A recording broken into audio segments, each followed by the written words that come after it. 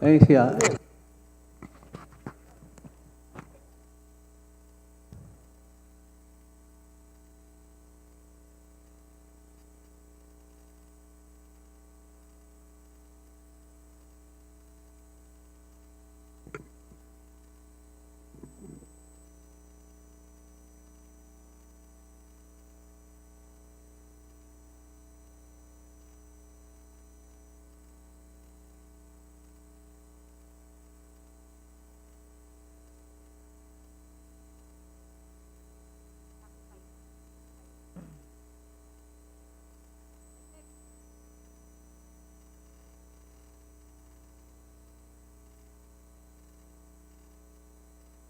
Okay. Additional? Yes, sir. Resource person. Hindi natin nabalik.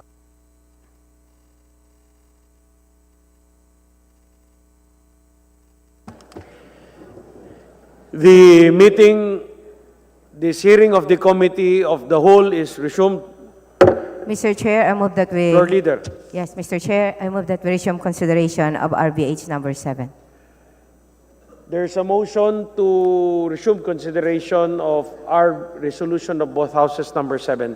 Mr. Chair, for this purpose, may I request that the Secretary General be directed to read the title of the measure. The Secretary General is hereby directed to read the title of the bill.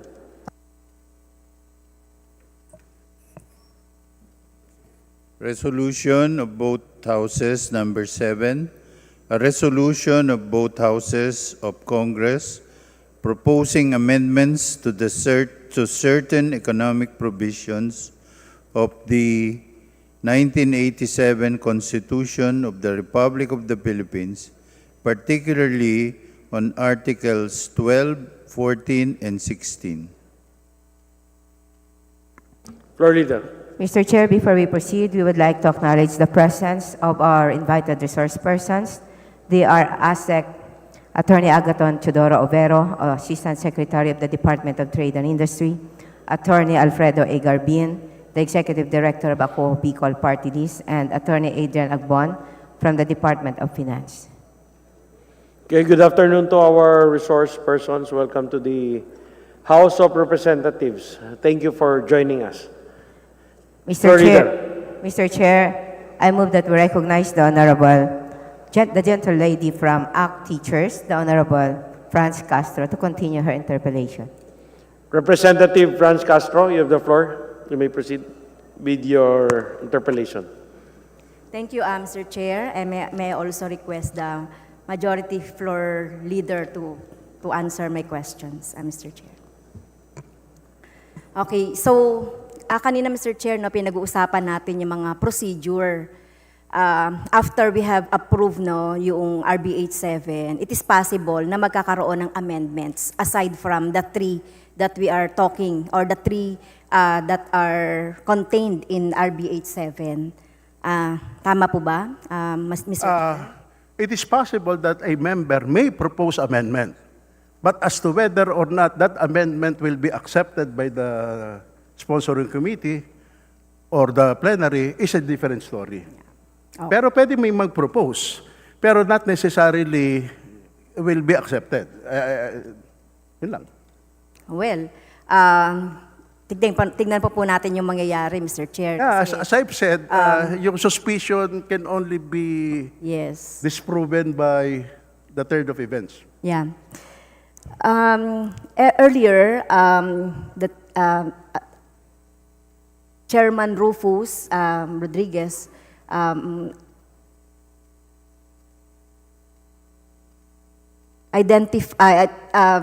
brought out about the resolution on both houses, number 2, during the time of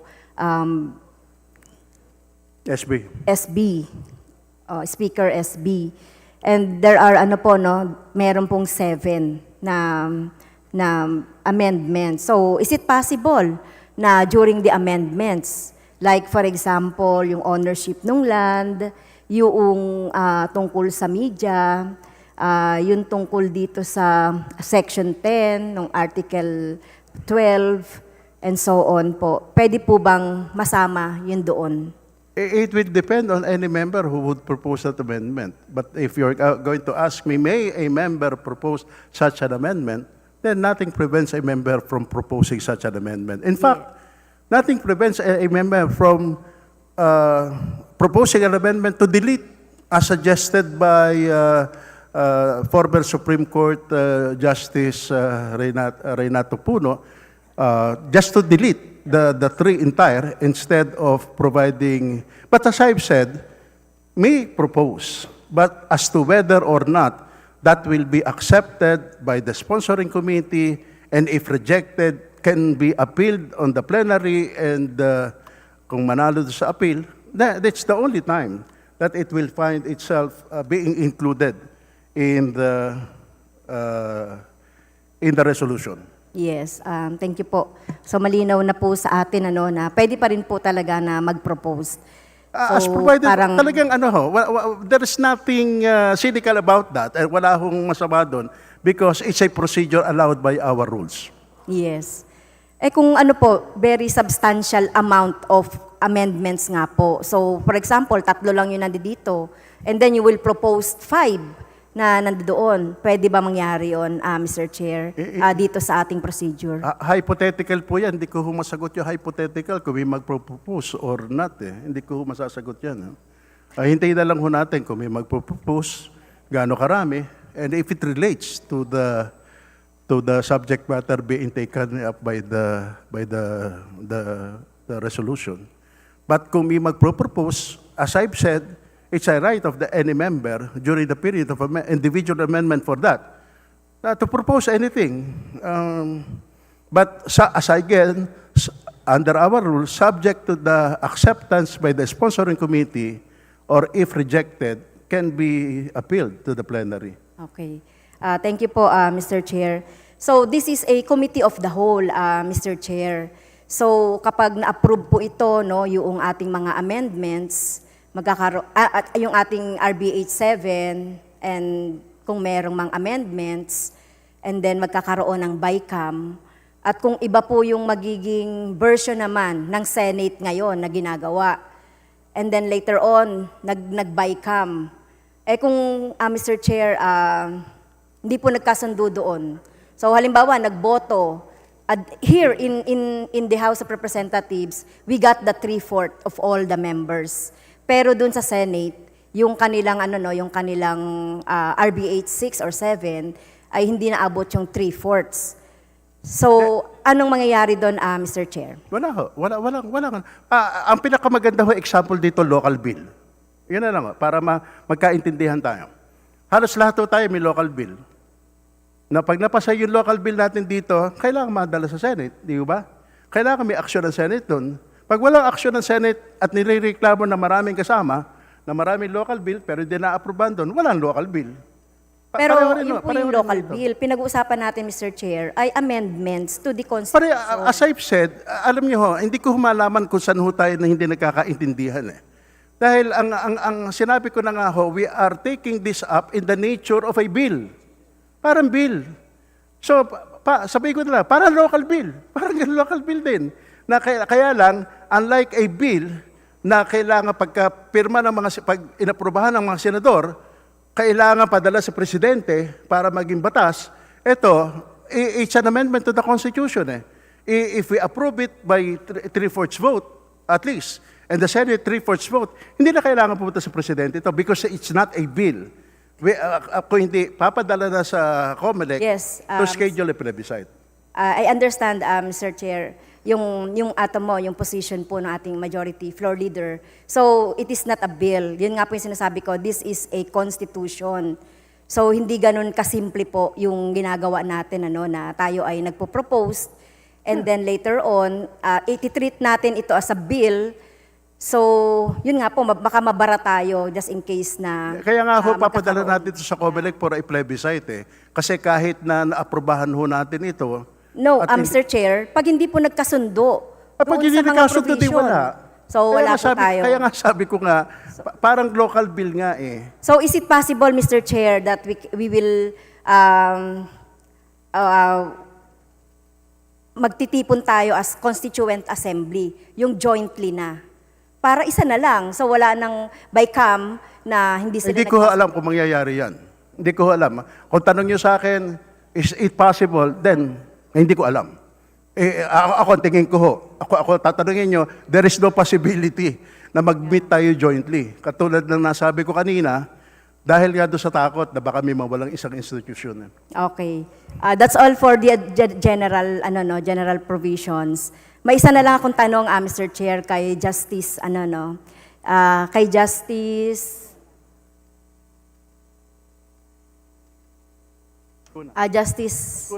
Skuna, Mr. Chair. Kasi nandito sa State Policy, Section 19, the state shall develop a self-reliant and independent national economy effectively controlled by the Filipinos. So just in case na maaprubahan po yung mga economic provisions ng both houses, gagawa na po ng enabling law, 'di ba? Doon sa naipasa po natin ng mga provisions for economic para po hindi ma-violate yung Section 19. So sinasabi niyo po ba na yung hatian or yung equity between the foreign ownership and the Filipino is maximum to 49.51 para hindi po ma-violate. 51 to the Filipino company and 49.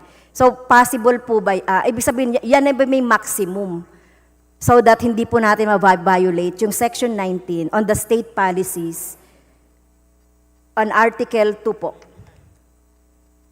Section 19.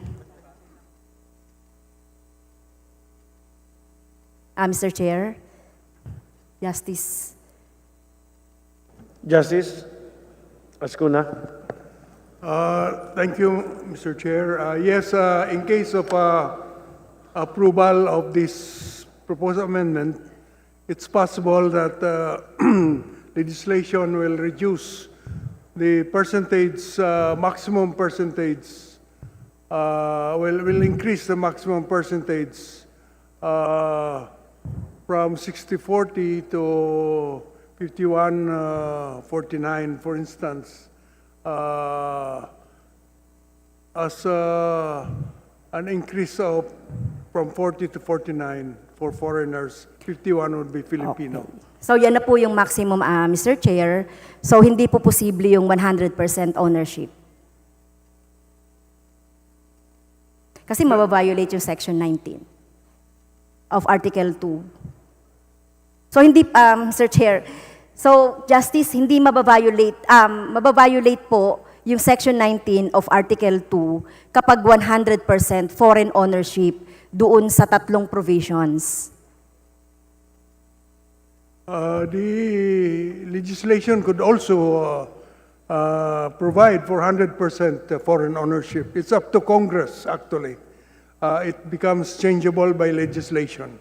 So what is the implication of that to Section 19? Ano po yung magiging implikasyon niyan, Mr. Chair, doon sa Article 2, Section 19 of the Constitution?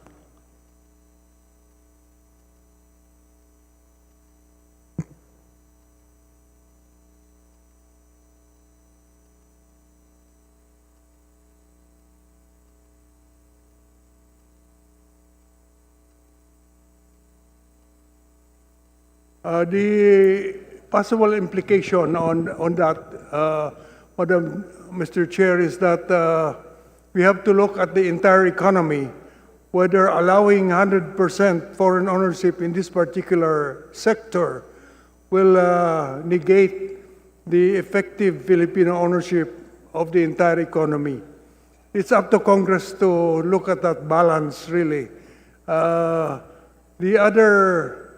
The other proposal is that of Gary Tevez, is to also delete that provision that the state shall promote a self-reliant and economy effectively controlled by Filipinos. But I don't propose that. I maintain that we should still have an economy effectively controlled by Filipinos while allowing foreign investment to come in to a certain extent in certain areas.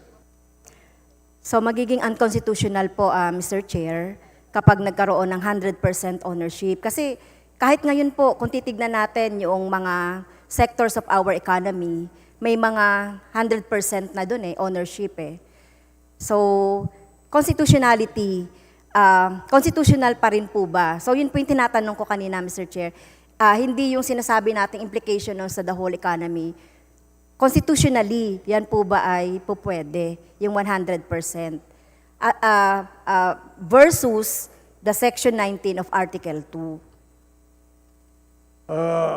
That would be something for the ladies to my left to answer whether such an extent is. Mr. Chair, negates- constitutional question po yung tinatanong ko, hindi po sa mga economist. So, Theoretically, it would still be constitutional as long as, in fact, there is no showing that the effective control of Filipinos of the entire economy has been negated. That is a factual question which Congress will have to determine. If in so doing, it will deprive Filipinos of effective control of the economy, then the legislation would be unconstitutional. okay. So, yun lang po, Mr. Chair. Time is up na. Tungkol sa ibang na po ako, topic na lang po ako. Yes, I have been lenient with the time because we're very much interested with the discussions. Floor leader. Mr. Chair, I move that we recognize the Honorable Lawrence Defensor from the 3rd District of Iloilo.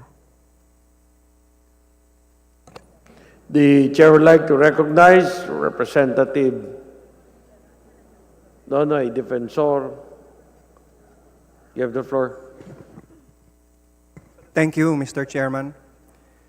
I would like to direct my questions to the good Justice Adolfo Ascuna. I never had the opportunity to appear for an oral argument before the Supreme Court, and I am humbled by this opportunity to ask a justice of the Supreme Court. As one of the framers of the 1987 Constitution, Mr. Justice, can you tell us, what do you think are the most important provisions of our Constitution as a whole?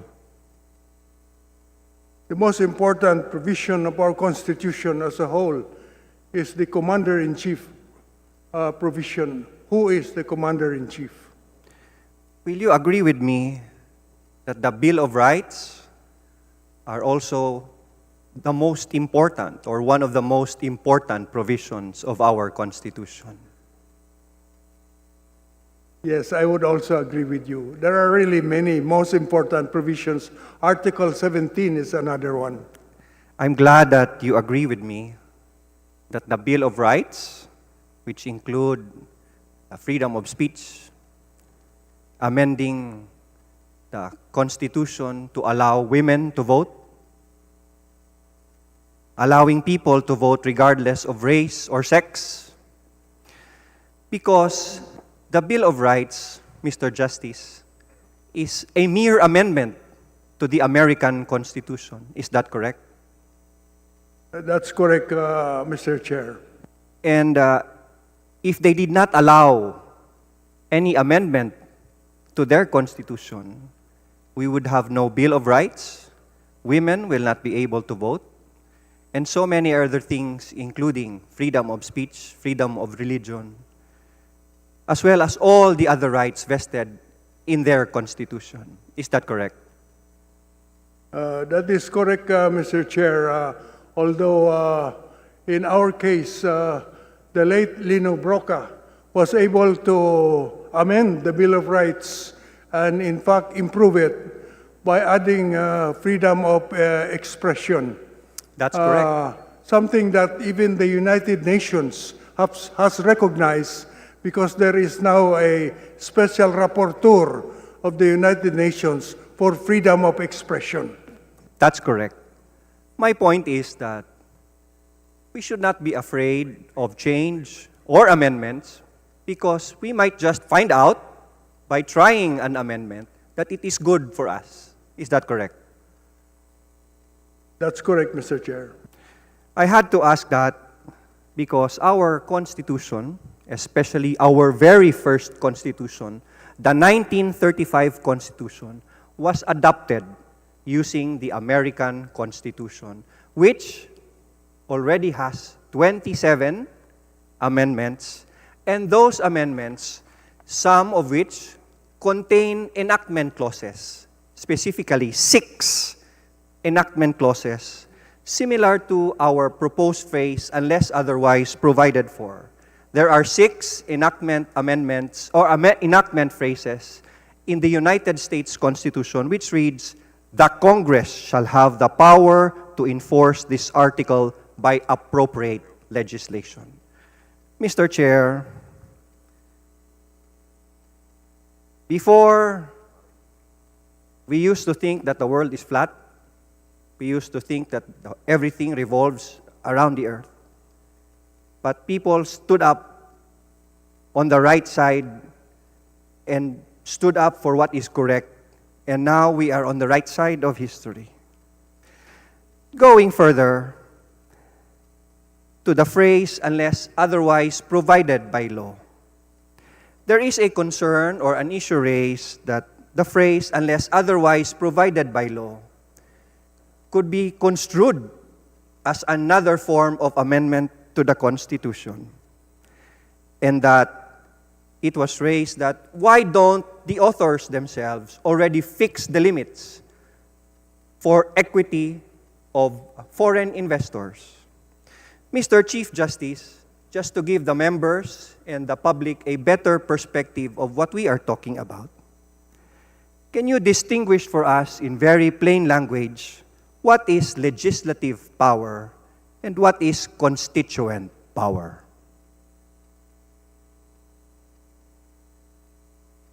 There's really 2 ways of making these changes. One is to make the percentages. Sir, sorry to interrupt you. As a justice of the Supreme Court, we respectfully request that you distinguish for us, in the simplest terms, what does legislative power mean and what does constituent power mean? The legislative power is the power to make ordinary laws, whereas constituent power is the power to propose changes, amendments, or revisions in the Constitution. And by that, do you agree with me na kapag sinabi nating nagpo-propose tayo ng amendment sa ating konstitusyon by inserting the phrase, "unless otherwise provided by law," that is an exercise of our constituent power. Correct?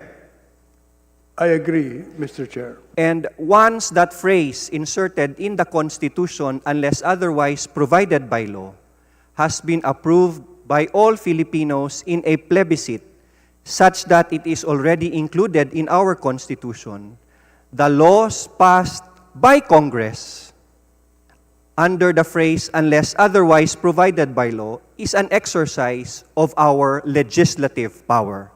Am I correct, sir? That's correct, Your Honor. Are you familiar with the delegation of powers, Mr. Justice? That is not delegation, but an authorization, I think, Mr. Chair. I agree, sir. Mr. Justice, since it has authorized Congress, do you agree with me that the proposal to include "unless otherwise provided by law" and whatever laws may be passed by Congress subsequently is an exercise is a political question for members of Congress to decide? Is that correct, sir?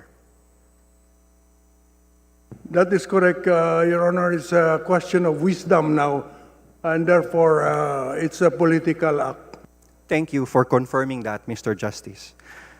Mr. Chairman, in the case of Tañada versus Cuenco, 100 Phil, page 105, 1957,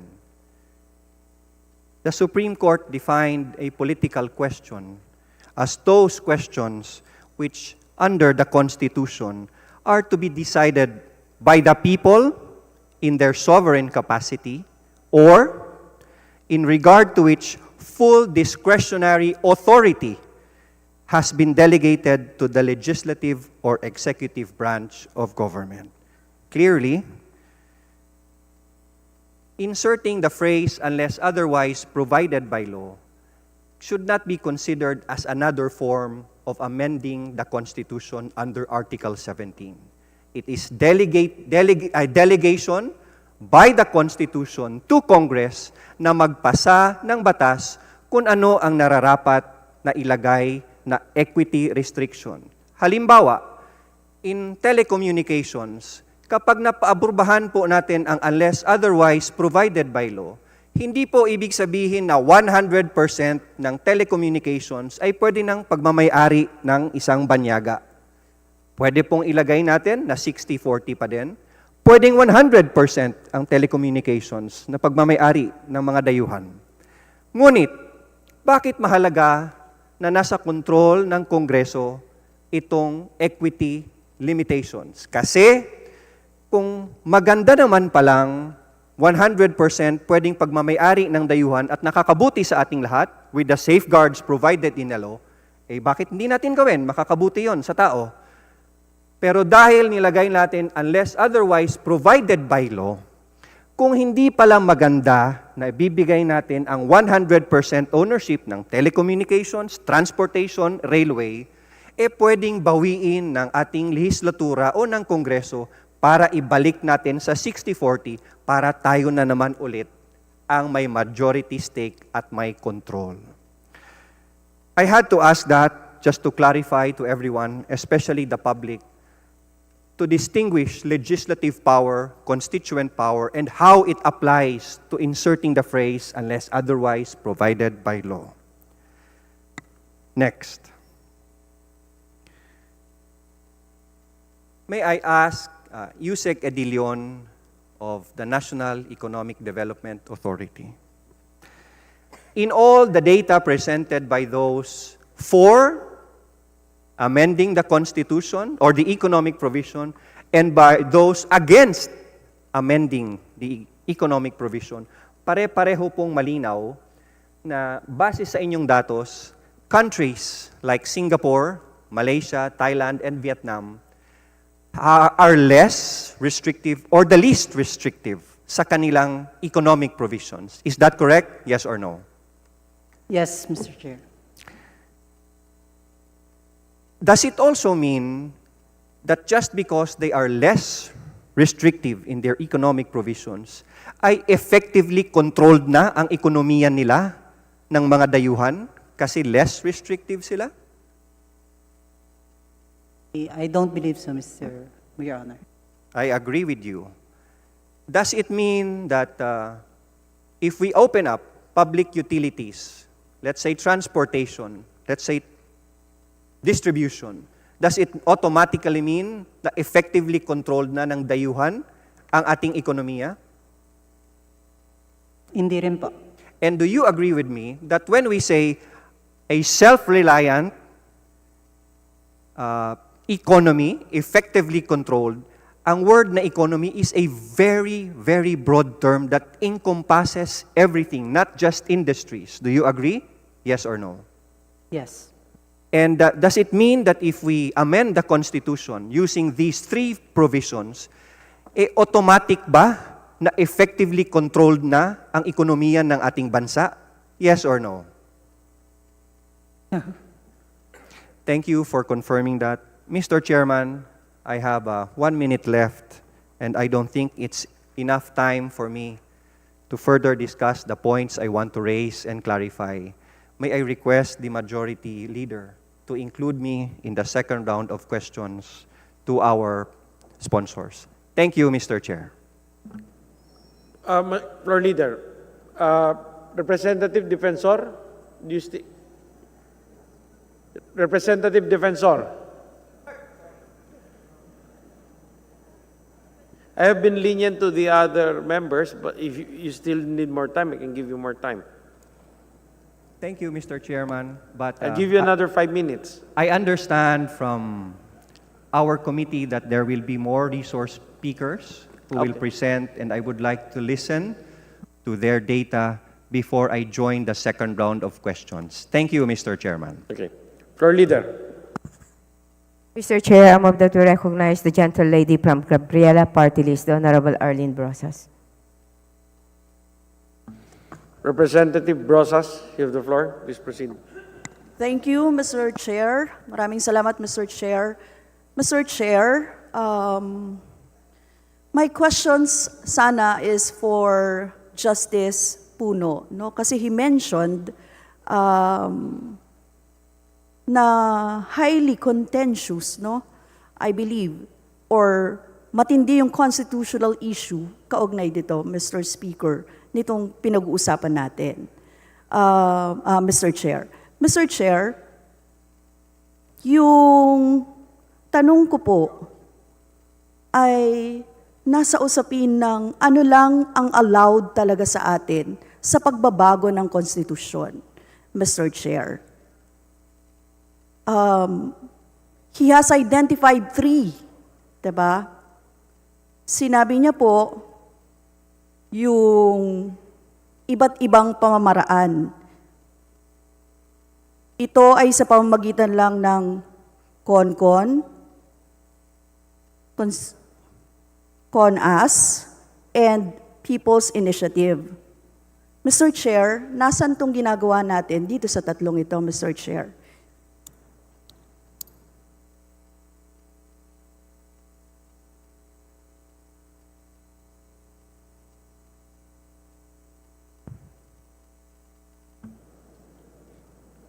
In exact wordings, Mr. Chair, saang mode ito sa pagbabago ng konstitusyon? Well, as we have previously answered the same question, Speaker, it is found in the Constitution. Sabi mo nga na under the Constitution, Congress may, by a vote of 3/4 of all its members, may propose amendments sa Constitution by a vote of 3/4. That's the first mode. Diba? Second mode is the Constitutional Convention. And third mode is the People's Initiative. We are effectively within the first mode. Because, sabi, Congress may, by a vote of 3/4 of all its members, propose amendment or revision. And that's exactly what we are doing. Ay hindi lang natin napapagkasunduan ay yung how do we paanong yung constituent assembly. Even if on the assumption that we consider ourselves seated now as a constituent assembly, pero magkaiba ang ating ang interpretation. Yung iba nagsasabi, pag constituent assembly, kailangan joint, dalawa. That's one of the interpretation. Ang other interpretation naman, what we are doing, we are empowered by the Constitution to propose amendment by 3/4 vote, and we are authorized by the Constitution to propose our own rules. Yan, kaya meron tayong rule. Yun din ang sagot ko kanina sa same question, na under our rules, dinigay natin doon the manner of proposing for a constitution. So, if you're going to ask me where in the Constitution does it provide or authorize yung ginagawa natin, the first kind. Because that's exactly what we're doing. Pero if you want us to be seated jointly with the Senate, that's another question. Then kaya nga may nagsasabi na baka pumunta to sa Supreme Court later, then we welcome. We welcome talaga. Ganun talaga eh. Alam naman natin that any disagreement on a legal issue, the final arbiter will always be the Supreme Court. Yes, Mr. Chair. Kung ito pala ay kukwestiyonin sa Supreme Court, dahil may maaring magkaroon ng constitutional challenge Bakit tayo, Mr. Chair, nagtatalakay ng ganito? Hindi pa natin nare-resolve itong procedure na ito, yung paraan. And that's the only way of doing it eh. Because otherwise, kung hindi natin gagawin ito, then your guess is always as good as mine. Palaging gano'n lang ang mangyayari sa atin. Di ba? Kaya nga, we have to give the final arbiter a chance to rule on the matter. For all we know, hindi natin walang mag-question, pero may nangako nga sa akin kahapon, pupunta sila sa Supreme Court. Why not? Talagang dapat eh. Otherwise, kung hindi mariresolve na ng Supreme Court, kung halimbawa, ma-approve natin ito, ma-approve natin ito, mapunta sa plebisito, wala request sa Supreme Court, then that's it. Yun na. Pero kung may mag-question sa Supreme Court, then we will wait kung ano ang magiging desisyon ng Supreme Court. At kung ano ang magiging desisyon ng Supreme Court, nasabihin ng Supreme Court, hindi pwede yan dahil kasi talagang you should jointly assemble. Then alam na natin later na we cannot do it in any other manner than as interpreted by the Constitution. Pero kung sabihin naman ng Supreme Court, hindi, tama yan na pwede niyong gawin, then that opens naman the opportunity for next Congresses to do it sa ganitong pamamaraan na perhaps pwede nang i-touch nila later yung other economic provisions of the Constitution sa pamamagitan ng ginagawa na nito should the Supreme Court later on finds valid what we are doing right now. But as I've said, we will still wait kung mangyari yun. Pero may mga batas din naman tayong panukalang batas na inaaprubahan dito. May nagsasabi that is subject to a constitutional challenge. But that does not prevent us from enacting that. Kasi kung matatakot lang tayo, na hindi, tatanungin yan later, talaga ba lang mangyayari sa atin? So, we have to really test it and this is the only manner of doing that. And yun lang. Yes, Mr. Chair, kung aabot sa constitutional challenge, itong usapin na ito, mas tatagal lalo yung usapin na ito, Mr. Chair. No? Definitely, Mr. Chair, kasi we do not agree with this kind of pamamaraan, Mr. Chair. Exactly. I don't think so na ito ang tamang paraan to go about the change of the Constitution. At tingin po namin, we are violating yung paraan na ito if we continue na ganito yung pamamaraan, Mr. Chair. So, Mr. Chair, kung number 1 pa lang, may constitutional challenge ka na, second, nag-uusap pa tayo ng iba pa yung laman. At yun yung sinasabing economic provisions, Mr. Chair. So, yun, Mr. Chair, we want to put it in record na hindi dapat tayo nagde-discuss ng ganito kung if it is not one of the mga pamamaraan na in-identify ng pagbabago ng konstitusyon, Mr. Chair. Second, Mr. Chair, my question. Kasi kanina simple lang yung tanong ko in exact wordings, nasaan yung pagbabago ng konstitusyon? Sabi po sa atin, nasa number 1. Pero kanina, I keep on hearing na parang ordinary bill lang ito na dinidiscuss natin. Na hindi naman. Parang ganyan, Mr. Chair. So, yun lang. I would like to put it in record na gano'n. Second, Mr. Chair, yung constitutionality din ng usapin ng paggamit ng unless otherwise provided by law. Hindi ba this is another constitutional challenge, Mr. Chair? Sabay-sabay na yun.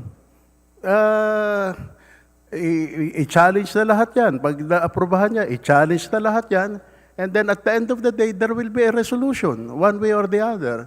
But as I've said, I may disagree with you, but I cannot, and you may disagree with me, but until it is finally decided by the Supreme Court, then as I've said, your position is as good as my position. So, yun. we are doing ourselves a favor.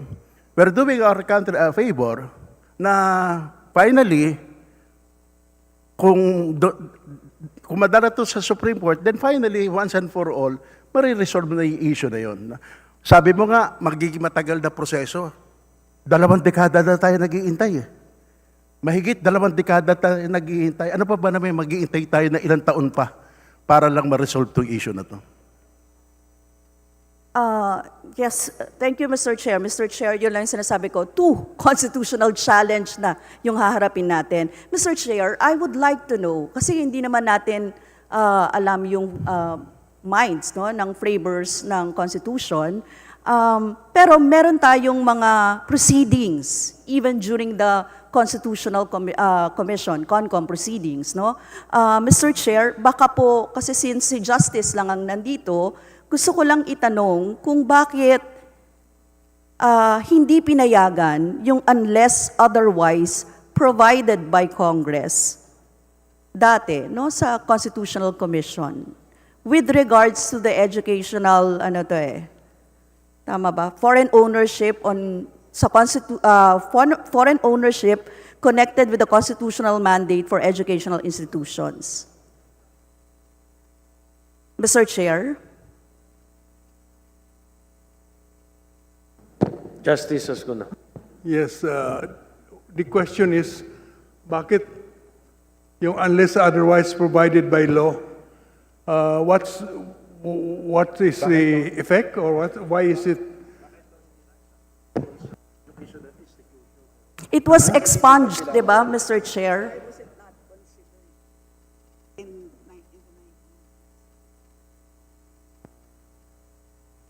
Bakit hindi namin linagay originally? The reason was because we did not want Congress to change it then. Precisely for at least 5 years, we wanted no change by initiative. There's a 5-year period. We wanted the economic framework to work for at least 5 years. We did not expect it to be unamended for 37 years. So, medyo, ang time frame na sa mind namin is 5 years. After that, pwede nang amendahin. In kaso nga, hindi tayo nagkaroon ng amendment, even on the economic provisions, for 37 years. Kaya, dapat ilagay natin na unless otherwise provided by law, para it can be changed by legislation. Okay. Thank you, Justice. Mr. Chair, gusto ko lang i-quote sa page 369, volume 4 ng CONCOM proceedings.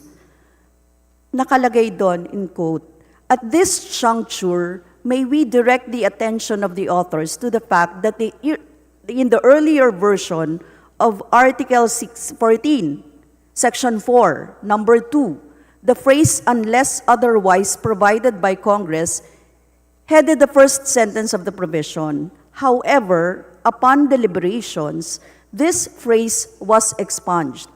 Na-remove po. Commissioner Davide provides a succinct explanation on why this was done when he explained that the phrase unless otherwise provided by Congress will now allow Congress to grant a private alien to own an educational institution. It will now allow Congress to not even require Filipino equity in any corporation or association to operate and establish an educational institution. It will even destroy the very exemption which we contemplate to be allowed to educational institutions operated by religious orders or mission boards. So it would really be a retrogression of the highest order. Yun po yung nakalagay na explanation. So may pinoprotektahan kung bakit ganon, Mr. Chair, yung unless otherwise provided by Congress. Now the question is, why are we trying to reinsert the phrase unless otherwise provided by law, when it has been clearly and deliberately excised by the Constitutional Commission during their deliberations, Mr. Chair? Yes, Mr. Chair. Originally, we did not want this to be changeable by legislation, but that was not our intention to do that for 37 years. As we said, we had a time frame in our mind of maybe 5 years for these economic provisions to be unchanged. But that's why we did not want it then to be changeable. So we did not want to put unless otherwise provided by law on these economic restrictions at that time. There was a close voting. There were those who wanted. But what prevailed was to maintain the economic restrictions without allowing Congress to change them. That's why we have it in that form until now. Yes, thank you for clarifying that, Mr. Chair. Kasi natalo yun, no? Kaya yung, at this point, we need to also emphasize, ito po yung, yung karugtong the importance of the sentence, the Congress may however require increased Filipino equity participation in all education institutions. In Article 14, Section 4, Number 2, by including this sentence, the sense of the CONCOM is to prohibit Congress from passing any law that will expand foreign equity shares in educational institutions but allow legislators to increase Filipino shares in the future. So meron talagang pagtanaw na ito ay para sa effective control, di ba, ng mga Pilipino. At one point, constitutionalists even considered adding the sentence, the Congress shall reduce the foreign equity. Gusto niya pang ganunin. So it will emphasize the importance of the Filipino participation that it could never be reduced, but we can reduce the foreign equity. So, ang klaro po dito, this is a clear indication that the CONCOM does not wish for Congress to meddle with the educational ownership provisions of the Constitution.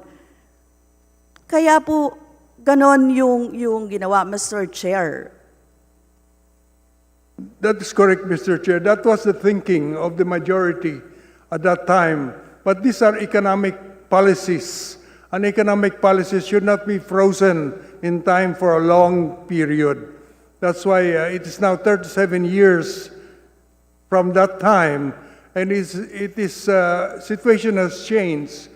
The strictly nationalistic approach has to be modified to be able to meet with the current trends in world economy, while still trying to maintain, as I earlier said, an economy effectively controlled by Filipinos.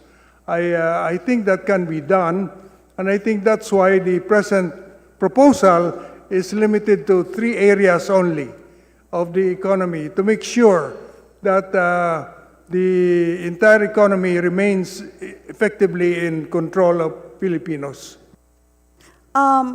Mr. Chair, I'm sure may position ng CHED dito, no?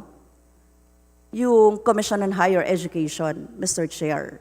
Isa po ba sa mga inimbita natin ay ang CHED for this, ano? Yes, yun. Kasi gusto po nating malaman yung ano din ang naging implication sa kanila nitong usapin na ito. Kasi kaya nilalagay yon, I believe, tama po, nationalism talaga yung gusto natin eh. And kung mag-open ka ng ganito, ng mga schools, foreign-owned schools, what will happen doon sa nationalism din na meron tayo? Na basic principle or bedrock, ang tawag nyo nga po, no? Bedrock principle ng Constitution, Mr. Chair. The proposal, Mr. Chair, is to provide that basic education remains with Filipino hands. That's why that's the way it's worded in the resolution of both houses. It does not use unless otherwise provided by law, but introduces a new word, basic, by saying that basic education shall be limited to Filipinos.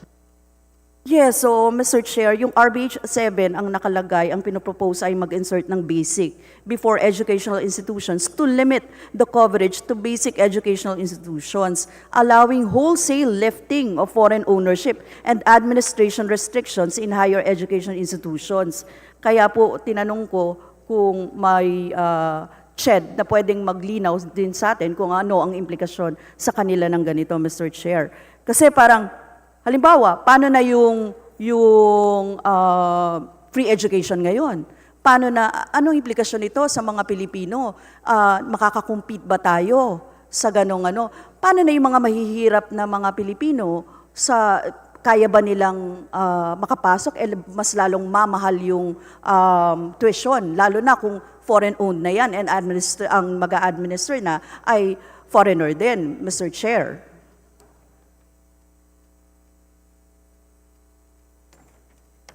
So, how do we protect our own, Mr. Chair? Siguro yun yung tanong sa ganon, ano, Mr. Chair? Kasi parang economic provisions, pero eto nga, sa education, malaking usapin ito, Mr. Chair.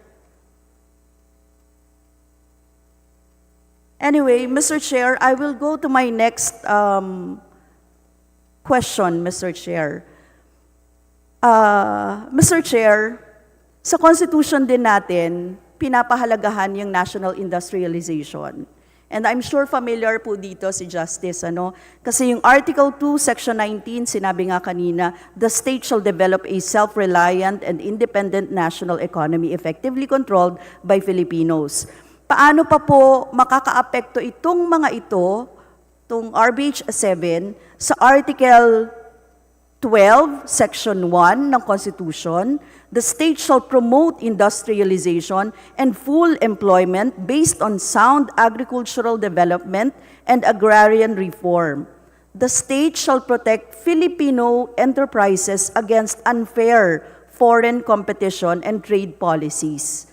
Mr. Chair, yun po yung tanong ko, tsaka buuin na natin, Article 12 ng Section 12, the state shall promote the preferential use of Filipino labor, domestic materials, and locally produced goods, and adopt measures that help make them competitive.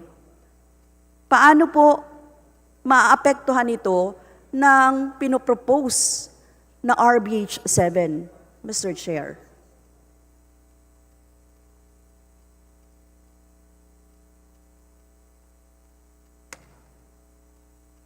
Mr. Chair, the effect of this proposal is merely to make 3 areas changeable by legislation as to the foreign ownership percentages.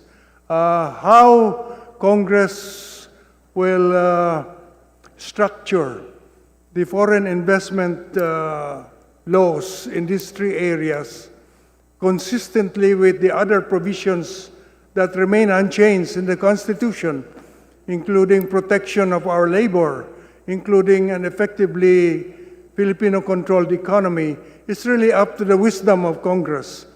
And for me, I trust in the wisdom of Congress to be able to do that. After all, this is only the 3 areas out of maybe 10 or 11 possible areas that are now limited to Filipino control and ownership, Mr. Chair. So, Mr. Chair, wala pa tayong klaro kung anong magiging epekto nito sa Article 12, Section 1, Article 12, Section 12 ng ating ano. We're talking of liberalizing and foreign direct investments, pero ano yung magiging direct effect nito? Wala tayong masasabi doon. Mr. Chair? Gusto ko dyan malinawan, Mr. Chair, kasi the Congress is already doing what the proposed economic amendment of inserting unless otherwise provided by law wants to enable. Kasi po, we have passed laws na nababypass nga ng 40% yung constitutional cap on foreign ownership. Ginawa natin yan sa Mining Act of 1995 saka sa Amendment of Public Services Act in 2022. But of course, sa Amendment of the Public Services Act in 2022, meron din diyang constitutional challenge. Naka-petition yan sa Supreme Court ngayon, di ba, Mr. Chair? So, ginawa naman natin yan at ano ang naging implication? Mr. Chair, gusto ko lang banggitin, dito sa Mining Act of 1995 allowing 100% foreign ownership of mining operations under cover of financial or technical assistance agreement, FTAA, nangyari yan eh. So, yung sa Amendment to Public Services Act allowing 100% foreign ownership of airports, railways, expressways, shipping, and telecommunications, and a 2022 Department Circular similarly opening up renewable energy to full foreign ownership, other laws on retail trade, MSMEs, banking, and other sectors means that very few of the charter's supposedly restrictive provisions are actually still restricting anything. Ang meron na lang po tayo na major sectors, no, na may restriction ay yung electricity transmission and distribution, petroleum, water, and wastewater pipelines, seaports, public utility vehicles, educational institutions, media, and advertising. Kahit po sa natural resources are also nominally restricted na. So, Mr. Chair, yung Philippine economy natin, most open to foreign investment in the region. So, Mr. Chair, gano'n naman pala, nagagawa naman natin to. Eh, bakit kailangan pa natin mag-RBH7?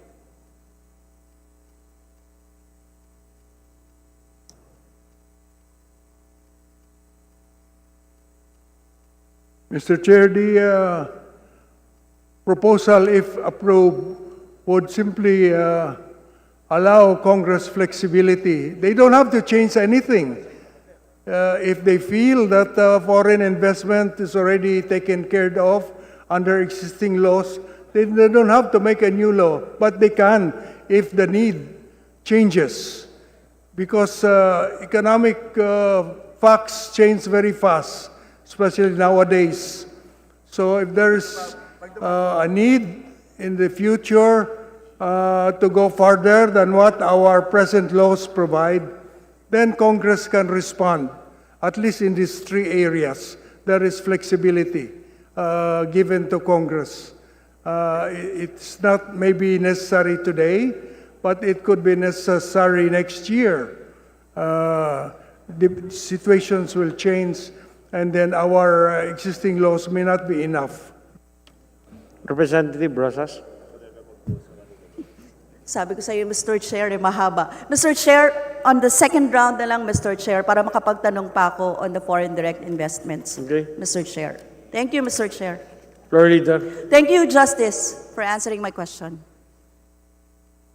At this point, Mr. Chairman, allow me to acknowledge the presence of our former colleague, the Honorable Nery Colmenares, and who would be, may I invite him to join the resource person, because he's one of the invited resource speaker for this afternoon. Ay ko na muna to. Yan na muna, no? At this point, Mr. Speaker, I move that we recognize the Honorable Colmenares, and may we hear his thoughts about what we are presently discussing today. Thank you. Thank Yes, you, the Mr. chair would like to Speaker. recognize the former colleague, Representative Nery Colmenares. Thank Please you, proceed Mr. with your Speaker. opening statement. Thanks. To the Majority Leader, to the Speaker, to the presiding officers, and all the guests here, magandang hapon po. No? Meron po akong PowerPoint short para ma-abbreviate yung aking sasabihin. May we ask the Secretariat, Mr. Speaker, to show the PowerPoint presentation?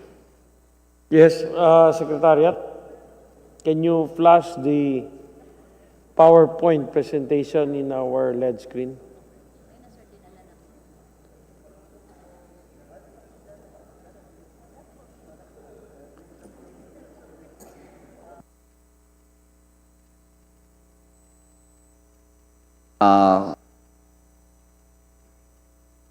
Okay, thank you.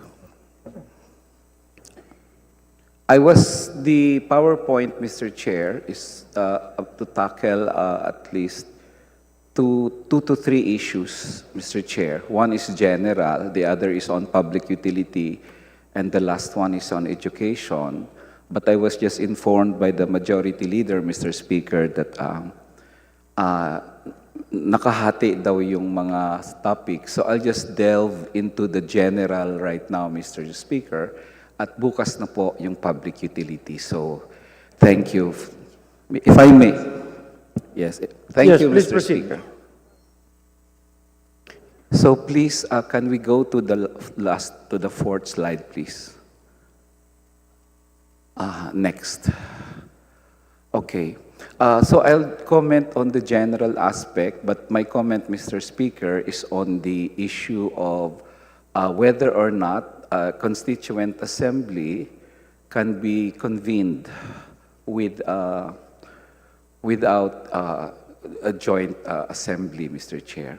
My opinion, Mr. Chair, is that there is no fourth mode of proposing amendments to the Constitution. There are only three modes.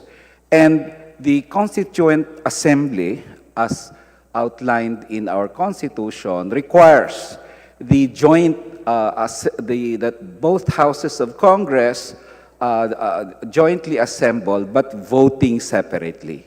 The reason for the wisdom of the Constitution's provision on a joint assembly, Mr. Speaker, is that the wisdom of the members of the House, the local delegates of the various provinces and districts, will be combined with the wisdom of national leaders in the Senate, Mr. Chair.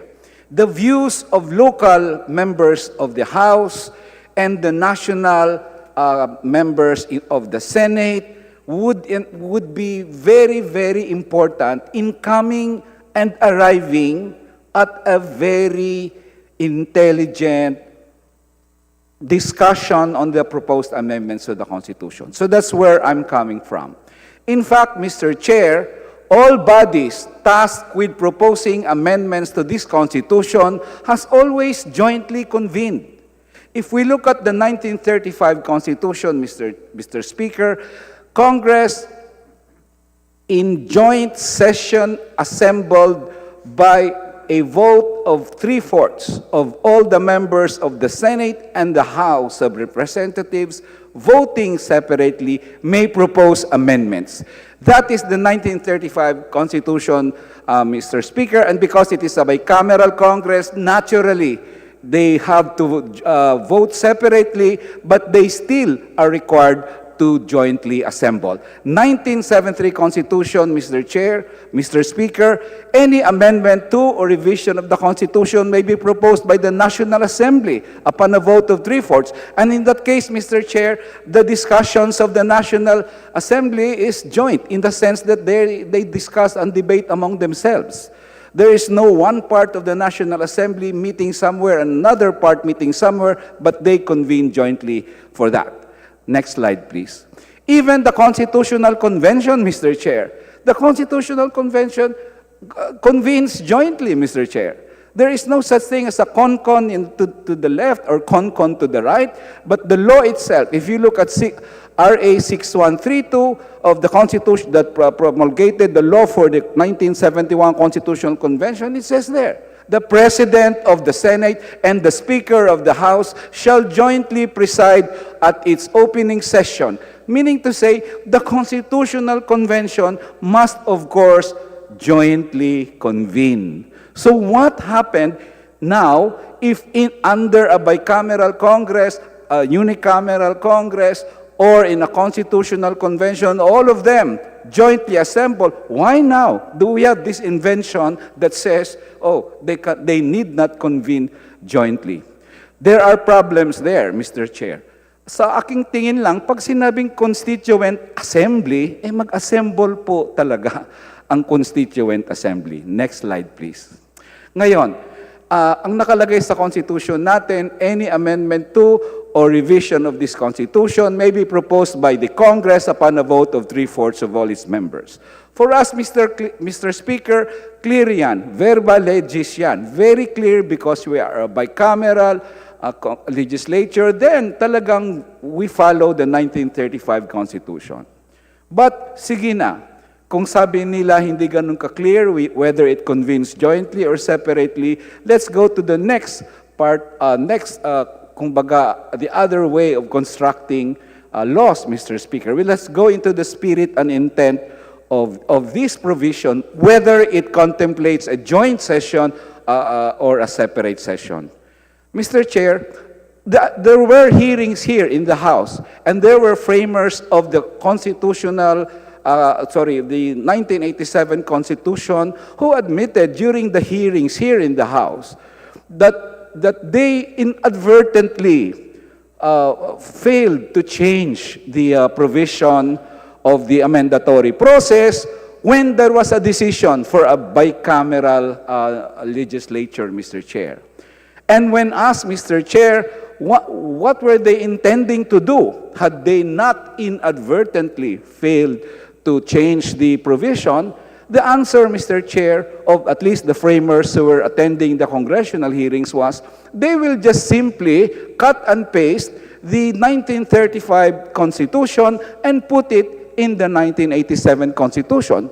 Meaning to say, Mr. Chair, the intent of the framers of the 1987 Constitution is to follow the 1935 Constitution. And the 1935 Constitution clearly states that it must be in joint session assembled. So, Mr. Chair, Mr. Speaker, that is the essence of what I'm saying, that not only the clear meaning of the law, of the provision under a bicameral legislature, but even the spirit and intent of the framers of the Constitution says that they have to convene, the Congress has to convene jointly in a CONAS. And lastly, Mr. Chair, that kind of, the fourth mode will create a lot of complications, Mr. Chair. Mr. Speaker, because the Constitution never mentioned that the President and the bicameral committee has any role at all in proposing amendments to this Constitution. The only Constitution in the Philippines, Mr. Speaker, that allows the President to propose amendments to the Constitution was the Malolos Constitution. After the Malolos Constitution, Mr. Speaker, the President is no longer allowed to interfere in any proposal to amend the Constitution.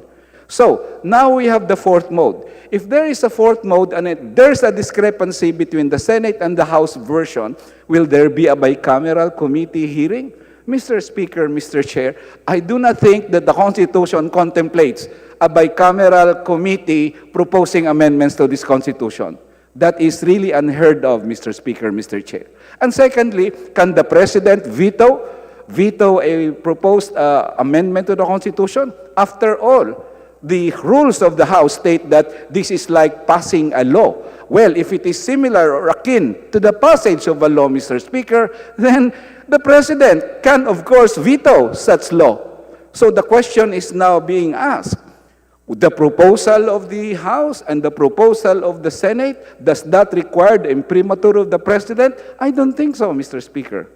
The President and the bicameral committee has no role at all in the proposals to amend the Constitution.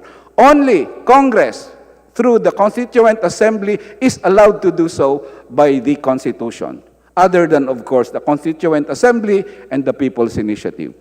So, in that sense, Mr. Speaker, next slide, please, and I think this is the last slide. Oh, well, the proposal, Mr. Chair, is general in a sense because it pertains to all the provisions. It's not particular to the public utility or to the education or advertising, Mr. Chair. My comment on unless otherwise provided by law is, Mr. Speaker, it centralizes a lot of power unto Congress, Mr. Chair, to amend the Constitution. Kasi Congress can pass a law that practically amends the Constitution, Mr. Chair, Mr. Speaker, and I think this should not be allowed and contemplated. So if a law is passed, Mr. Speaker, for example, in this provision of the Constitution, aliens are not allowed to, say, for example, buy public utilities, and the Congress passes a law to that effect, then Congress is practically amending the Constitution. And this time around, the amendment to the Constitution does not require a 3/4 vote. It doesn't even require a public consultation or a plebiscite. Ang pag-amyenda sa Constitution, Mr. Speaker, is hindi na kailangan ng plebisito, hindi na kailangan ng approval ng mamamayan, kailangan lang po ng approval ng ilang kongresista at mga senador. And of course, Mr. Speaker, needless to say, if that were the case, Congress has the power to otherwise the Constitution. Congress will be buffeted by intense lobbying and lobby money from transnational corporations and many interests, Mr. Speaker, Mr. Chair, to have their beneficial provision in the Constitution.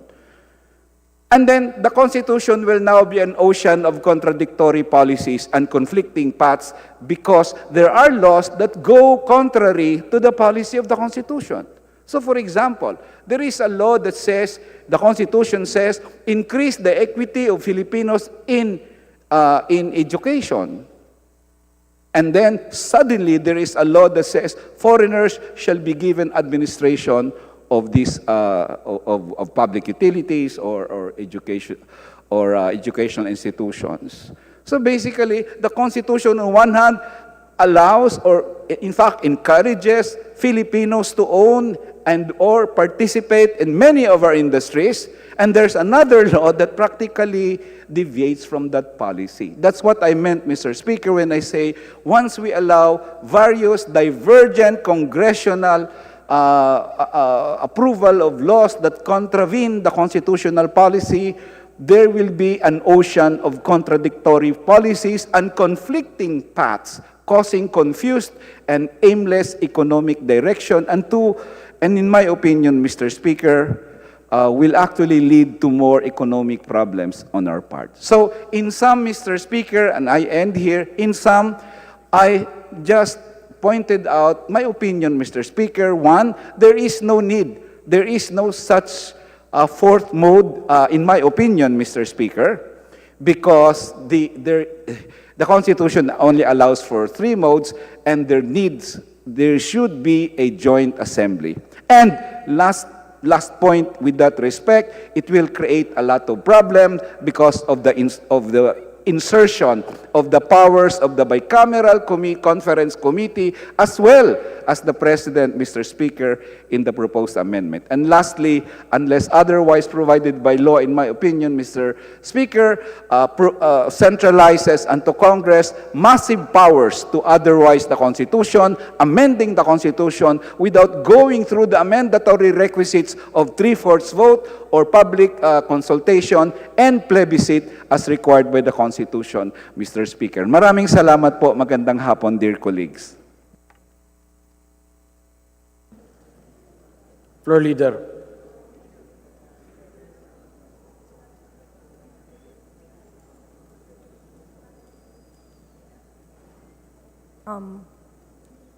Mr. Chairman, may I move for a few minutes suspension? Hearing is suspended.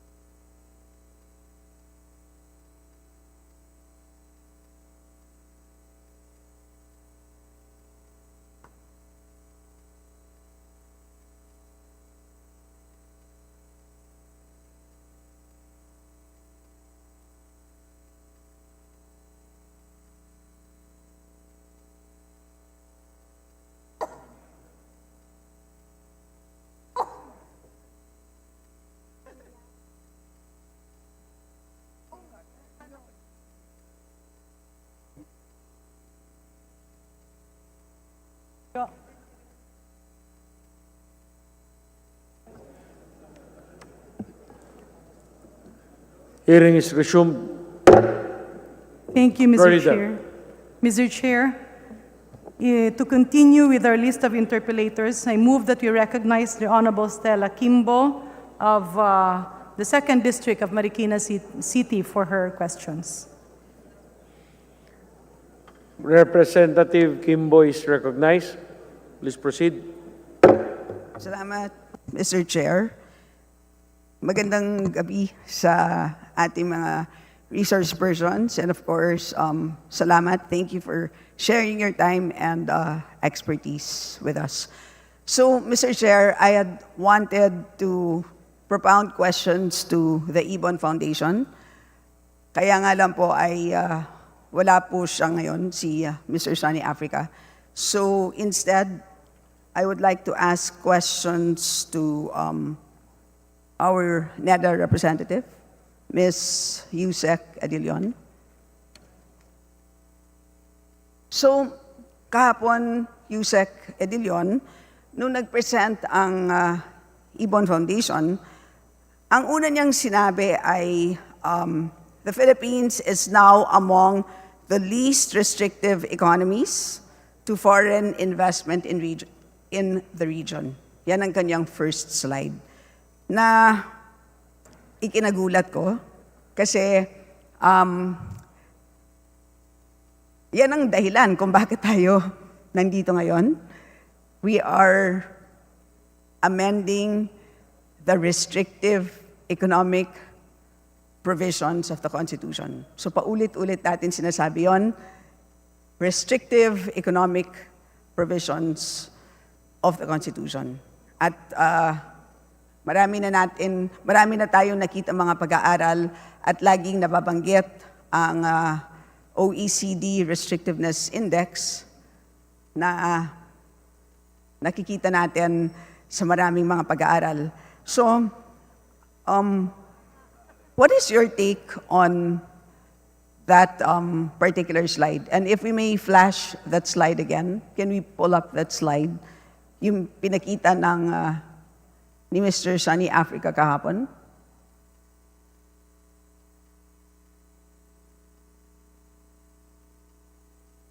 So,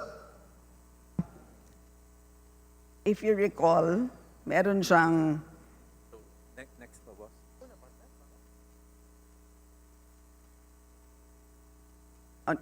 that's not what, that's,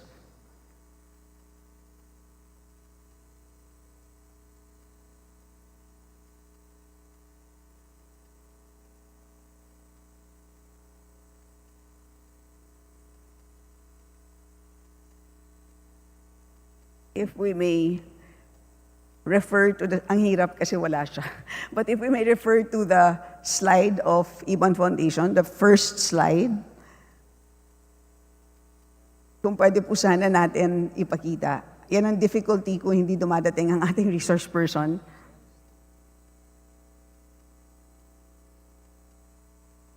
Ayan. So ito ang slide ng Ibon Foundation. At kung nakikita natin, yung first row, so yung may Philippine flag, kung nakikita natin, puro green. So ibig sabihin, open daw. So lumalabas na maraming sectors na green. So Yusek Adilion, what's your take on this? Yes, Mr. Chair. We actually looked at this one and then looked at the basic data, yung basic study na from where this was taken. And if you look at the OECD study, then it actually lists the Philippines as the parang 182, tama ba? Third from the bottom na pinaka restrictive in the world. So parang, ang sa akin kasi parang ang lumalabas, parang tila nagkaroon ng cherry picking, parang namili ng sectors na bukas na anyway. Halimbawa, may telcos, merong retail trade, merong tourism, merong healthcare, merong power. At ito namang sectors na to, halimbawa power sector, railway, airports, etc. Yan naman ay bukas dahil during the 18th Congress, kung naalala ninyo, inamyendahan natin ang Public Services Act. Tama po ba? So talagang aasahan talaga natin na bukas talaga siya. Pero kung titignan natin ay maraming mga sectors ang left out dito sa listing ng Ibon Foundation. Tama po ba? Tama po. In particular, yung mga sector na gusto pa natin buksan. Tama. Tulad ng education and advertising. So kung inilagay natin ang mga sectors na yan, ay obviously hindi magiging tama ang conclusion na least restrictive ang Philippine economy. Yes, tama po. Okay. And more importantly, ang OECD Restrictiveness Index, is that a robust index? Mr. Chair, it actually has 4 components to it. So yung first one is the foreign equity restrictions. The second one is restriction with respect to employment of foreign nationals. The third one is with respect to procedures, mga protocols, yan. And the fourth one is yung operational, kung gaano kalaki per plant, yung mga ganun. Yung dati nating RTLA, ganun siya. So yung apat na yon. Pero it's being used actually by many foreign investors in trying to decide kung, at saka yung it's really a basis of information for them, how restrictive a country is. Okay. And if the Secretariat can put up my slides, ito naman, yung slides ko na, please.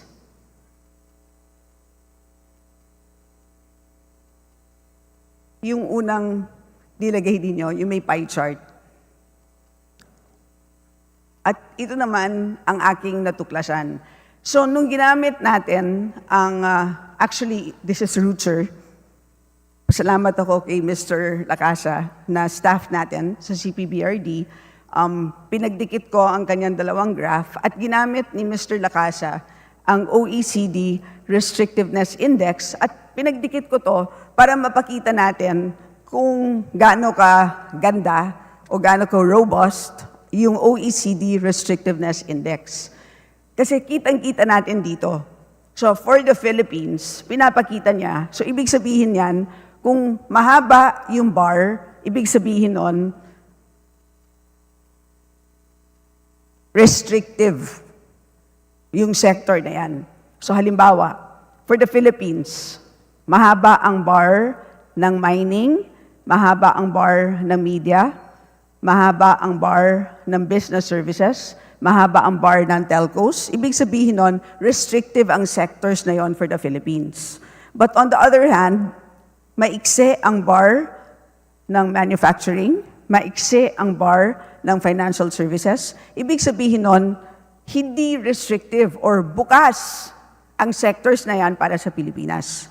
So, kung bukas ang sectors na yan, aasahan natin na maraming pumapasok na foreign direct investments sa mga sectors na yan. So kung titignan natin ang pie chart, yung pie chart na yan, ang mini-measure ng pie chart na yan ay ang FDIs na pumapasok sa Pilipinas by sector. So makikita natin, indeed, dahil malaki ang slice para sa manufacturing at financial services, ibig sabihin nun, hindi dapat tayo magtaka na dahil bukas ang manufacturing sector at bukas ang financial services sector, nakakakuha ito ng mga maraming FDIs. So ganun kaganda ang OECD Restrictiveness Index. So would you agree with me, Yusek Edilion, na yan na talaga ang gamitin natin na index? Yes, Mr. Chair, Your Honor. Okay, so at least nag-agree tayo na wag tayo dapat mag-cherry pick katulad ng ginawa ng Ibon Foundation. At pasensya na lang, Mr. Sunny Africa, wala po kayo dito ngayon. Sana magandang mapakinggan kung bakit yun ang ginawa niya dito. So let me go to my next point, which is the second slide of Mr. Africa. So, pasensya na sa Secretariat. Magja-jump ulit tayo sa second slide ng Ibon Foundation, which has to do with the growth of foreign investment over the years. At ang punto ni Mr. Africa is, bakit pa natin pinagkakaabalahan itong napakahirap na ikon-chacha? Kitang-kita naman natin, hirap na hirap tayo. Pinagdedebatihan natin ito in both chambers. Ang haba-haba ng ating debate. Ilang oras na kayong nakaupo dyan. Nag-aaway-away tayo sa ilang modes ba dapat ang gagamitin natin sa pag-amyenda. Napakahirap na gawain ito. Bakit ba natin kailangan gawin ito?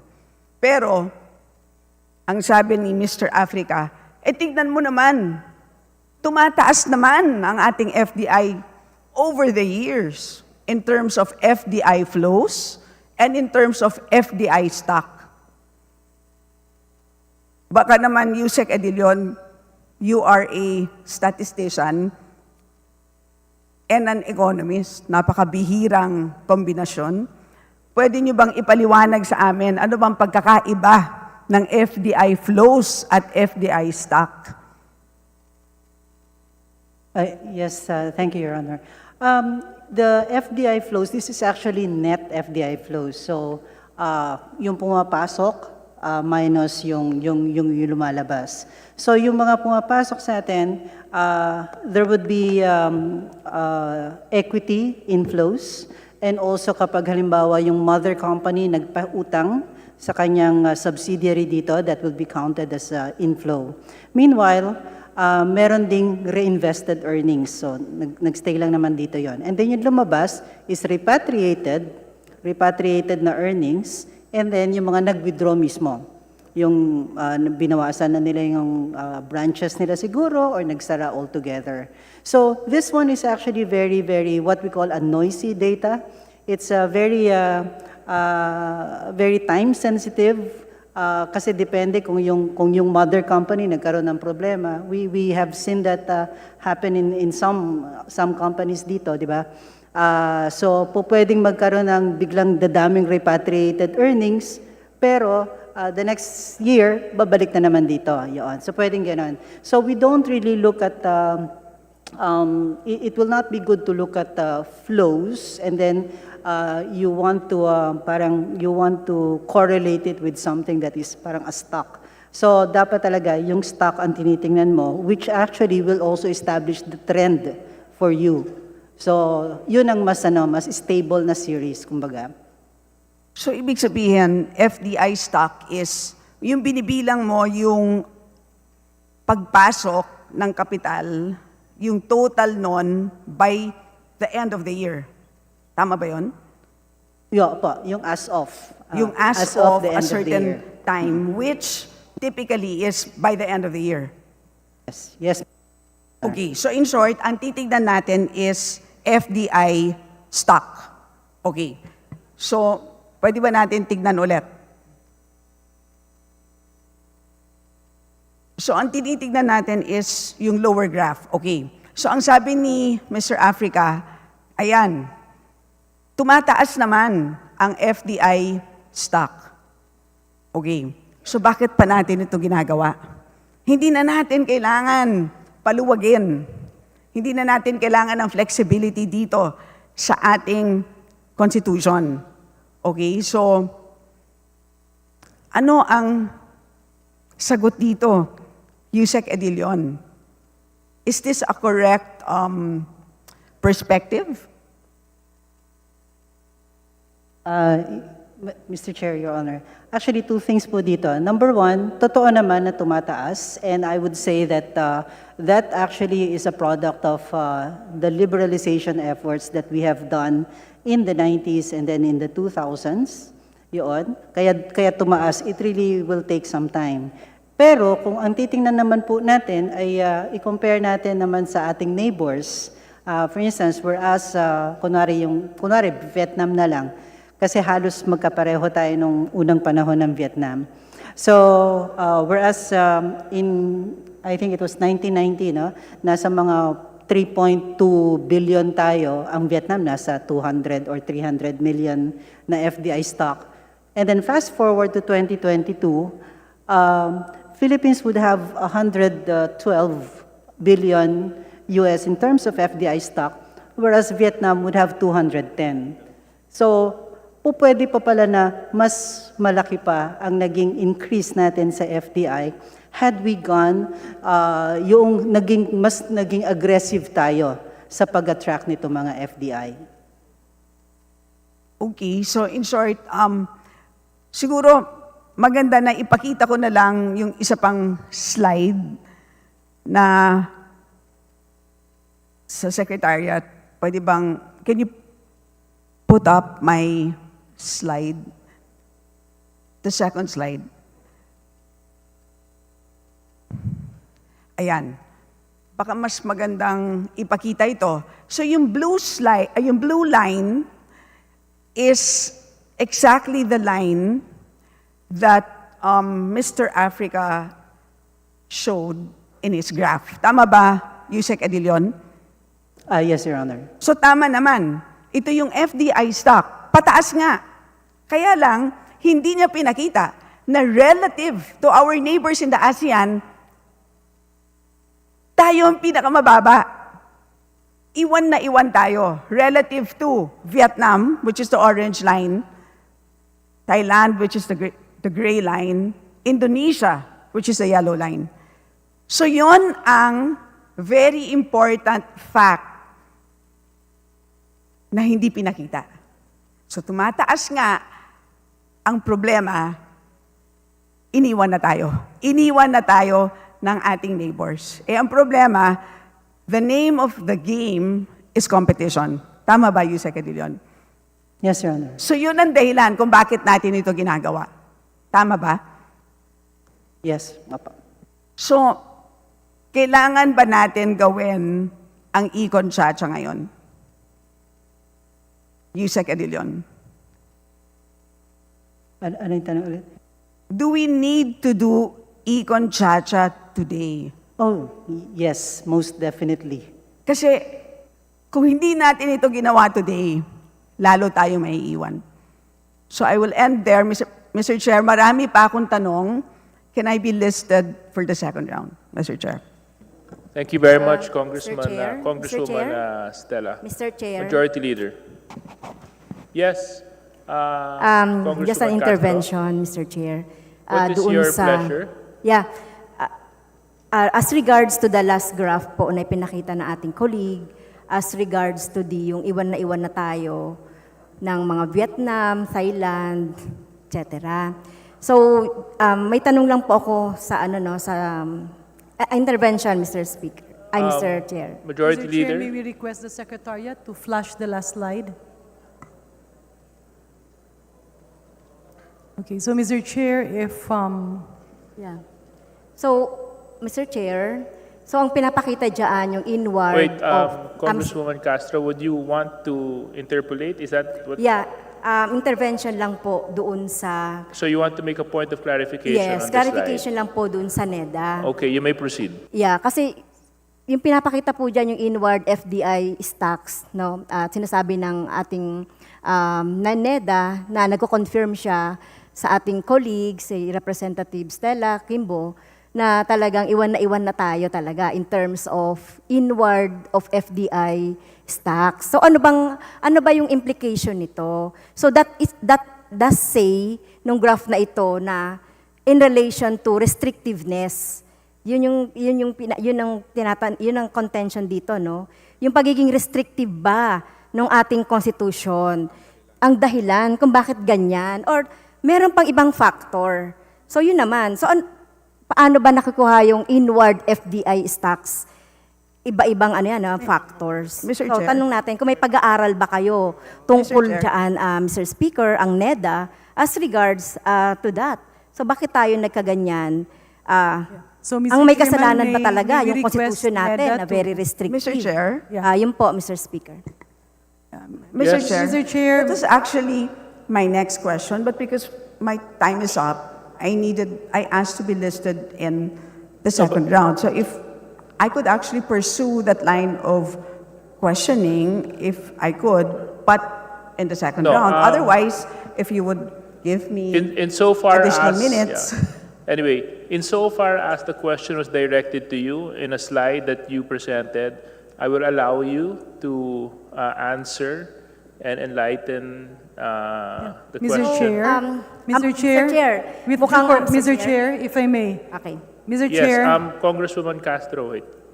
Majority Yeah, Leader. Mr. Chair, if I may, the current status is that it was the time of the Honorable Stella Kimbo, and there were actually follow-up questions. And I believe the next question that the Honorable Stella Kimbo wanted to put forward was brought up by the Honorable Franz Castro. With this, Mr. Chair, may I move that the representative from NEDA be allowed to answer the question of the Honorable Franz Castro. And Mr. Chair, in addition to that we'll move at the proper time, maybe you can give the Honorable Stella Kimbo an extension of 2 minutes. Okay. So you may proceed. NEDA muna. We'll have Neda first, and then Majority Leader, if it's okay with our members, we'll give Congresswoman Stella Kimbo a few minutes to also give her reply. Yeah, we don't have any objections, Mr. Chair. Thank you very much. Neda. Yes, thank you, Mr. Chair. Yes, meron pong naging study dyan. We looked at, there is a multi-country study. So this is also done by OECD. Tapos tiningnan nila dito, they looked at other variables. Yung sinasabi niyo maraming other factors, no? Ease of doing business, nandyan din yung governance, nandyan din yung tinatawag dito gravity model kung gaano kakalapit si host country at saka si source, no? Si source and destination country, naging colony ba siya, magkapareho ba sila ng lingwahe, in terms of human capital, all this, even the infrastructure is also included. But the results would say, and this is very robust, that even controlling for these factors, yung impact on restrictiveness is statistically significant and it's negative. Tapos, like I said kanina, 4 yung components ng restrictiveness index. Kapag ang kinonsider mo lang is the equity restrictions, that also comes out as negative and statistically significant. Thank you, Mr. Chair. So, Thank you very much, Neda. Congresswoman Kimbo. Yes. So just to tie it up with the Iban Foundation slide, because I believe that Kong Francis' question, I believe, stems from a slide which came from the Iban Foundation presentation. And if I may, can we refer to that slide, which says reducing restrictiveness doesn't even guarantee foreign investment? And if we can put up that slide, because I believe that dun kasi nanggagaling dun humuhugot talaga ang si Mr. Sonny Africa. Sinasabi niya, wala naman talagang connection yung pag-iis ng restrictiveness sa pagtaas ng FDIs. Ang sinasabi niya, walang correlation yan, walang relasyon. Pag nirelax ninyo ang equity restrictions, wala yan kinalaman sa pagtaas ng FDI. So, ang tanong ko kay Yusek Edilion, wala ba talaga? So, which is a follow-up question, di ba? Wala ba talaga? So, ang sabi ni Yusek Edilion, actually merong isang paper by Fernando Mistura and Caroline Roulet. It's a 2019 paper entitled The Determinants of Foreign Direct Investment. Do Statutory Restrictions Matter? And in this paper, it covers 60 countries. So, Yusek Adilion, dito sa paper na to, sakop ba ang Pilipinas? Kasama ba ang Philippines sa study na to? Yes, Your Honor. You are a statistician, tama? Apa. You have a PhD in statistics, tama? Economics pa. Economics. And a Master of Science degree in Statistics. Okay. Kong Stella, can we wrap this up? Yes. So, with your expertise, masasabi mo na robust ang evidence dito. Yes, Your Honor. So, may relationship ang pagbaba ng equity restrictions at pagtaas ng FDI investments. Yes, that's correct. And in addition, kahapon, narinig ninyo ang statement ni Ms. Hazel Percon at ni Mr. Rucher Lacaba. Tama? Yes, yes. And ano ang sinabi nila? Yung findings ba ng studies nila, do they corroborate the findings of Ms. Tura and Rule? Yes, essentially. So all three studies would indicate that may relationship ang pag-ease ng restrictions sa pagtaas ng FDI investments. Tama ba? That's correct, yeah. So, would you agree with me that, again, yung slide na to sa Ibon Foundation presentation is not accurate. It is not accurate to say that foreign investment restrictions would be weakly correlated with foreign investment flows. Yes, Your Honor. I think it boils down to the fact that they were trying to illustrate in just one page, two-dimensional, yung katakot-takot na other factors involved. So, ang dapat kasi talaga, you use statistical technique para i-keep constant po yung other factors and just change yung restrictions. And that is what the multivariate statistics would do. So, Mr. Chair, that's my last question, but I need to go on a second round so I can ask questions to Ms. Hazel Percon. So, Yes. hindi na siya babalik tomorrow. We will Thank you, definitely Mr. give you Chair. more time on the second round. Thank you so much. Majority Leader. Mr. Chairman, Congressman Lagman, yes? Just a short intervention. In these studies, USEC, is there any statement that in a scale of 1 to 10, what would be the correlation of constitutional restrictive provisions to the entry of foreign direct investments? Sure. There is actually a very expressed statement in the article that says that of the four restrictiveness components, it's actually the statutory restriction, which is the constitutional restriction, that negatively affects the most yung FDI. When you say the most in a scale of 1 to 10, where does it point to? Right? Well,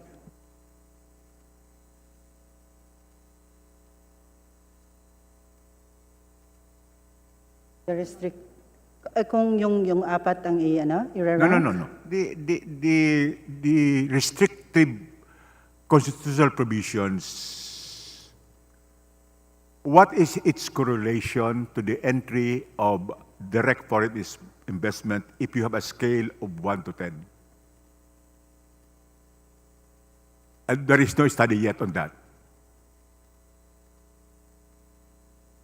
Minus 0.28 eh.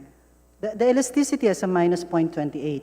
So, ibig sabihin, if you are able to, naka-index siya, no? So if you are able to relax by, let's say, 10 percentage points, then tataas ang foreign direct investments by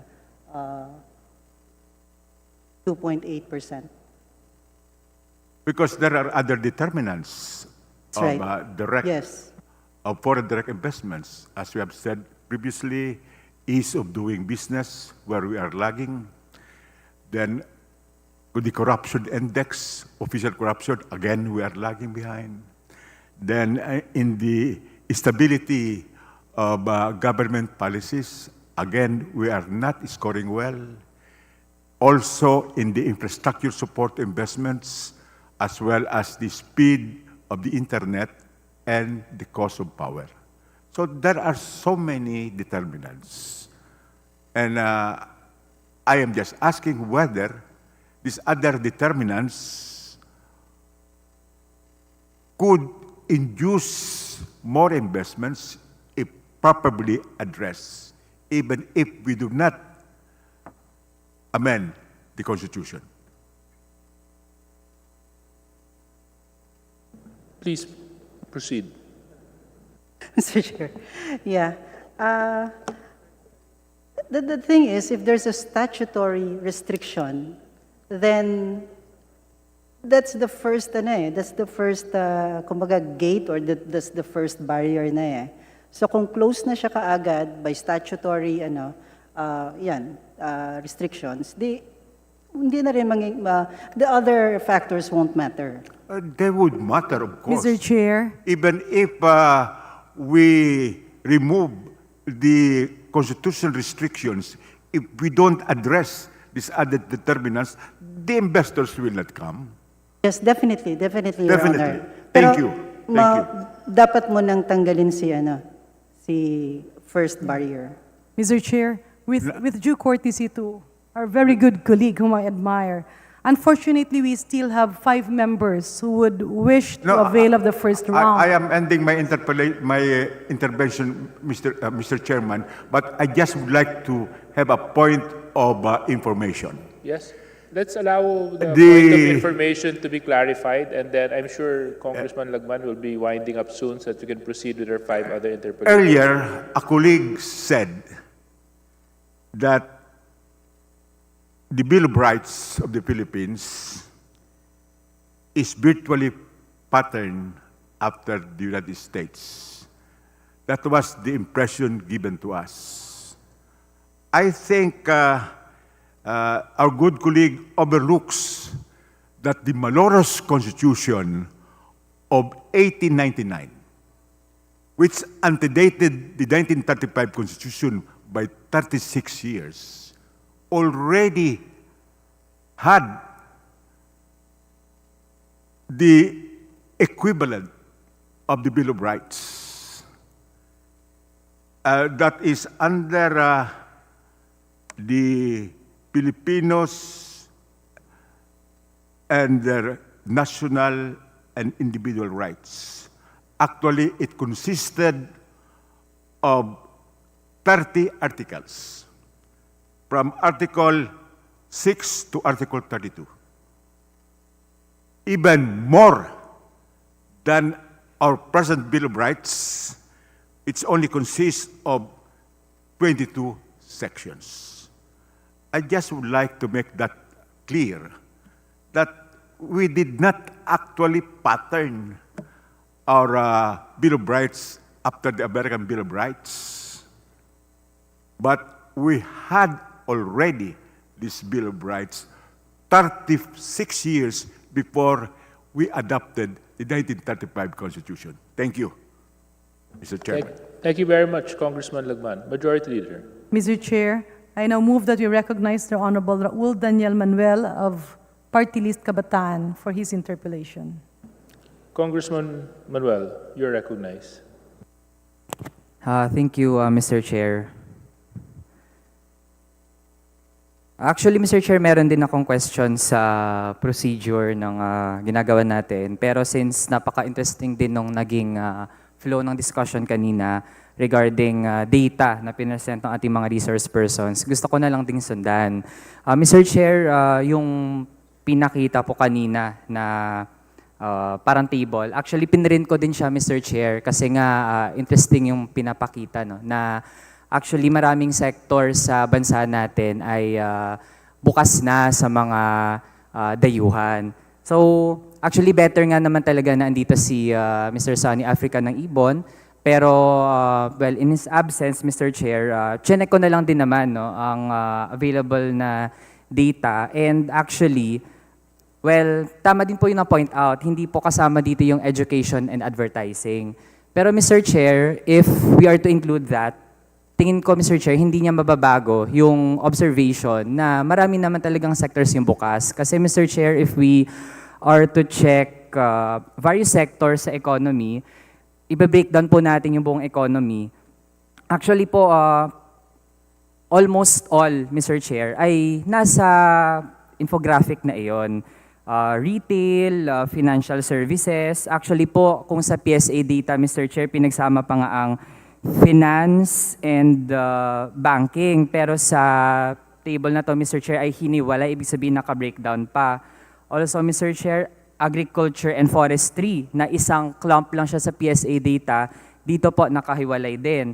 Nandito din po ang construction, andito din ang transportation, storage, information and communication, public utilities, pati tourism, health, mining.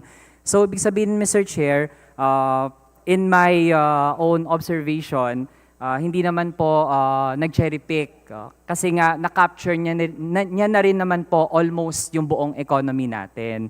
And also, Mr. Chair, regarding the Philippines being among those na mababa po ang FDI flows, ang pinakita po kasi kanina, 4 na bansa sa Southeast Asia. Pero Mr. Chair, kung i-compare naman sa Cambodia, Myanmar, tsaka Laos, mas mataas po ang FDI flows ng Pilipinas. Now, moving forward, Mr. Chair, ako kasi, well, tingin ko naman na-express naman na natin ito sa mga nakaraang discussions natin on charter change, na tingin po natin, and also based dun sa sinabi ng mga resource persons kahapon, actually po, magandang pakinggan din naman talaga kasi nuance po yung kanilang mga sinabi. While open po sila dun sa changes sa Constitution, pero they also acknowledge na actually, yun nga, maraming factors pero po sa maraming mga naging talakayan natin dito sa Kamara, para ang focus lang natin ay yung restrictive na mga provisions sa Constitution, pero hindi natin masyadong natatalakay. Paano ba natin din naman i-address yung ibang mga factors na in-acknowledge din naman natin, di ba? Actually, Mr. Chair, hindi ko na-foresee yung panahon na i-quote ko po ang isang official ng BDO, di ba? Mr. Chair, sa isang Senate session, sabi ng Financial Industry Representative Eduardo Francisco, President po ng BDO Capital and Investment Corporation. Hindi ko pa in-imagine, i-quote ko siya, Mr. Chair. Sabi po niya, foreign investors were turned off not by ownership limits, but by bureaucracy, red tape, and corruption. So, Mr. Chair, isa na po ito sa mga nasa big business sa ating bansa na nagsasabi na masyado po tayo nakatuon dun sa Constitution at hindi sa ibang mga bagay. Now, sige, Mr. Chair, and now, Madam Chair, dun po sa process, so baka po masagot po ito ng ating majority leader. Kasi po, kung so far ay nagsabi naman na ang leaders ng House tsaka ng Senate na itong 3 provisions lang yung ating pagpupukusan. Ako po kasi tingin ko, hindi na magmamatter kung mag-vote ba tayo jointly or separately. Kasi nga kung ang ating fino-foresee, go naman na yung Senate dun sa 3 proposed revisions, tie din naman sa House, ganun din. So 3/4 ng House, tsaka 3/4 ng Senate, put together, ay 3/4 na rin naman ng buong Congress. So hindi na magmamatter actually kung jointly or separately ba. Kung ang assumption natin ay itong 3 lang din naman talaga ang ating tinatalakay. So I would like to ask to this committee, Madam Chair, bakit pa natin pinag-uusapan yung pag-vote jointly or separately? Tingin ba natin yung Senado ay hindi siya magko-commit na itong 3 lang yung pag-uusapan? Or sa bahagi ba ng House, yun, will we indeed pursue the trajectory to go beyond dun sa 3, Madam Chair?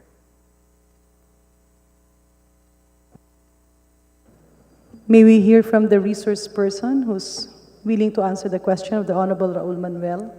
Or maybe since procedural siya, Madam Chair. Though I believe this is a question that should best be answered by our majority leader. Yeah, the query is actually why are we discussing this if the issue is voting jointly or separately? Can I get the question again? Sige. Madam Chairperson, hindi na lang mabawas sa time. Madam Chair, yun. Kung nag-agree yung House at Senate na itong tatlong provisions lang yung magiging topic nitong deliberations, and 3/4 of the House plus 3/4 of the Senate equals 3/4 na rin naman ng buong Kongreso. So, bakit pa natin tinatalaka yung pagbo-vote jointly or separately? Because we are following our rules. And under our rules, any proposal via a resolution shall be treated in the manner of approving a bill. And that's the reason why there was a first reading, kaya may committee hearing, committee of the whole, and then we have to report this out to the plenary for the second reading and eventual third reading, and we have to send it to the Senate in the same manner that as a bill is being processed, and then the Senate, as I said a while ago, akin to a local bill para maging talaga yan, resolution enough to be sent to the COMELEC, kailangan pagbotohan din nila o yung version nila and na similar or exactly the same as the House of Representatives. That's the reason why that we are meeting separately and we are voting separately. Madam Chair, is the Senate aware na ang tinatahak po natin ngayon ay ito na yung so-called fourth mode ng pag-revise ng Constitution? I really don't know where's the fourth mode coming from, Madam Speaker. As we have stated a while ago, it is within the mode provided for by the Constitution. And the Constitution provides that Congress may, by a vote of 3/4 of all its members, nagkakaiba lang naman dito, yung iba interpretation, we have to be jointly assembled. And ang aming submission, by interpreting that the provision of the Constitution, we can either jointly sit as a Constituent Assembly na sa palagay ko hindi mangyayari. Kaya nga ito, we have opted na separate meeting and separate hearing and voting separately. Madam Chair, kasi di ba ito ay based nga sa tinatawag na Bernas formula. Madam Chair, I wanna make sure kung, kasi may understanding tayo dito sa House na ito yung ginagawa natin. Pero how about the Senate, Madam Chair? Ganun na rin ba ang kanilang pagkakaunawa? Kasi iba ito sa ginawa natin last year, March din 2023, Madam Chair, na okay, may naaprubahan tayong resolution of both houses, pero yun pa lang yung nag-express ng sense ng House na gusto nating simulan yung pagbabago sa konstitusyon. After approval of the resolution of both houses, kung con man, con-as, saka pa magpo-proceed yung actual na charter change process, Madam Chair. Pero ngayon kasi dito, ginagawa na natin That is your interpretation, not necessarily ours. Madam Chair, kasi nga, na-confirm naman kahapon ang ginagawa natin, Bernas formula. So, yun, ginagawa natin dito sa House. How about the Senate, Madam Chair? We cannot answer for the Senate. Let the Senate handle its own proceeding, Madam Chairman. Yeah, precisely.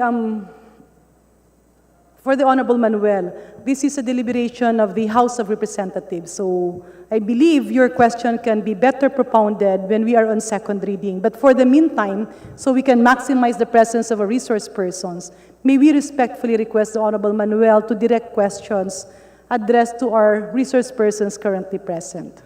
Yeah. Madam Chair, noted po yan. Pero nire-raise lang natin siya sa ngayon kasi nga, kung ito na yung tinatahak natin, it requires both the House and the Senate. Kumbaga kung sasaya, Madam Chair, dalawang paa dapat. Pero kung ganito yung pagkakaunawa natin sa proceedings, pero yung Senate pala hindi natin sure kung nagko-converge ba yung minds natin, then eventually, Madam Chair, whatever we do here, pwedeng mag-diverge sa ano yung ginagawa ng Senate. Lalo na if I am to... Kong Manuel, just to apologies for this, pero sayang kasi yung oras mo.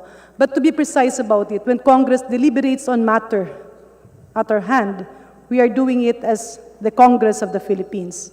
We do not cater to the whims of Senate.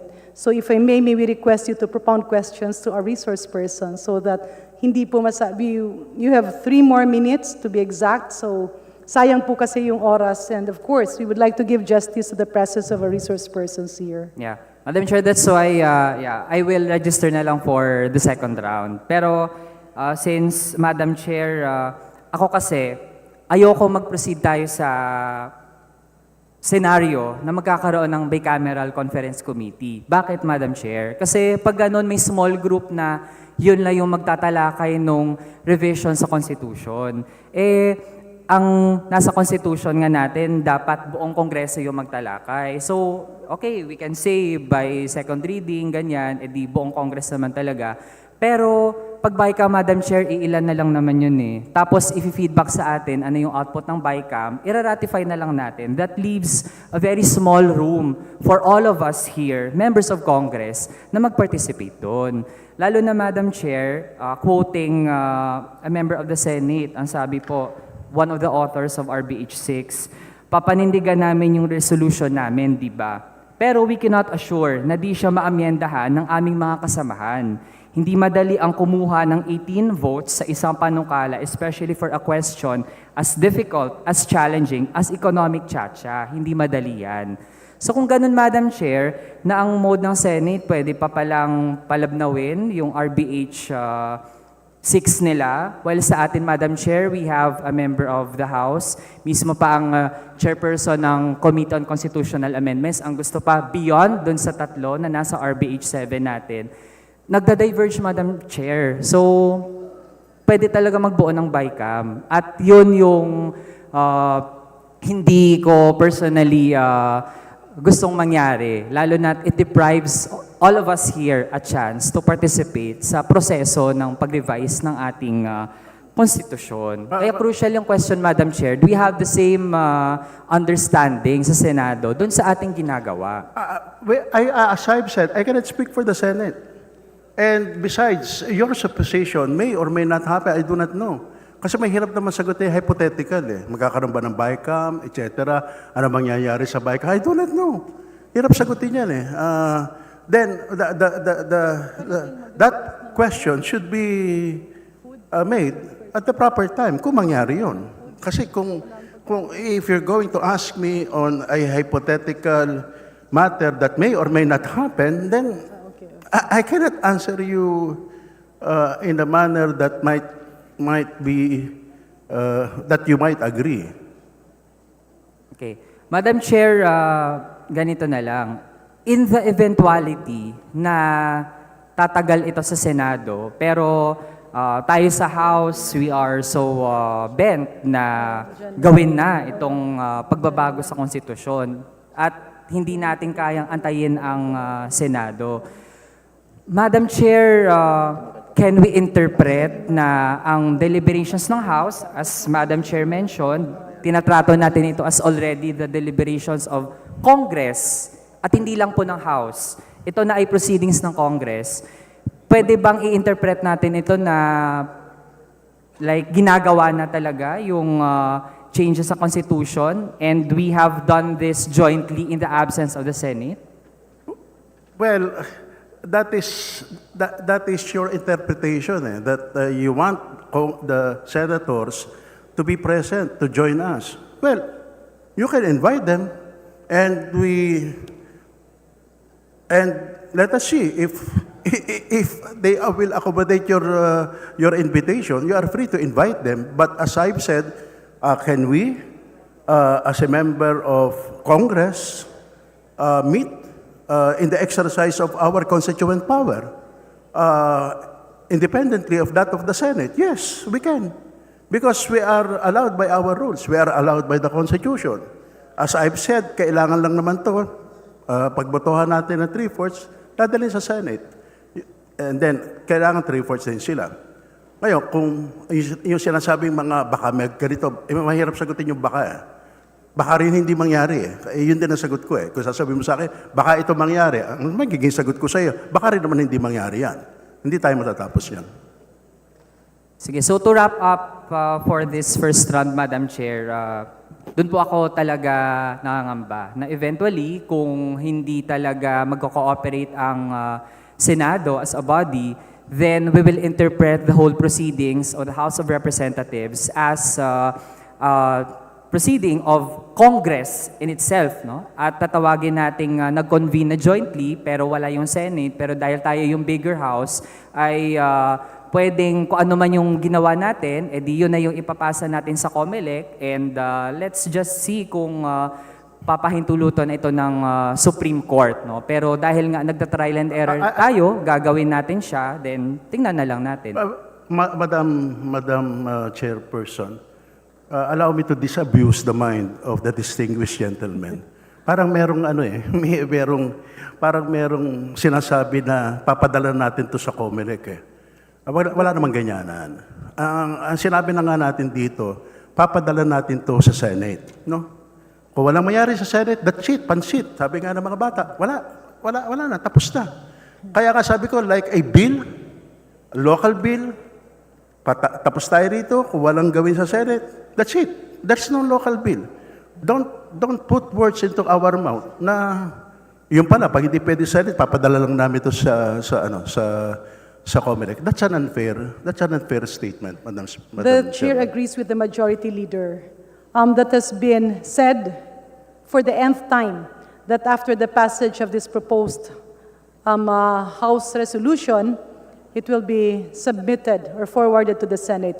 Majority Leader, please recognize the next interpolator. Suwan. Kong Suwan. Suwan. Meron ba? Meron. Kong Suwan, Cagayan de Oro. Sino ba rito to? Kong Suwan. Suwan. Madam Chair. Lord Suwan. Allow me to recognize the distinguished gentleman, Lord Suwan, from Cagayan de Oro City. Thank you, Madam Chair. May I be allowed to propound some questions to our esteemed resource persons? The Honorable Suwan is recognized. Thank you, Madam Chair. Since we are trying to attract foreign investors, and it is my understanding that one of the criteria for such investors to invest in a certain country is stability of economic provisions and predictability of economic provisions. To what extent might the inclusion of the phrase, unless otherwise provided by law, impact the stability of our economic policy and investor confidence? Because I'm afraid that we might be sending the wrong kind of signals. Because if we include unless otherwise provided by law, it would necessarily make it easy to change our economic provisions, right? Which is the aim of this body. And when that happens, investors might think that the Philippines will have flip-flopping economic provisions. And even though we are trying to attract foreign investors, it might produce unintended consequences and, in fact, produce the exact opposite of what we are trying to achieve. Is that scenario possible, and can we prevent it? What are the ways in which we can prevent it from happening?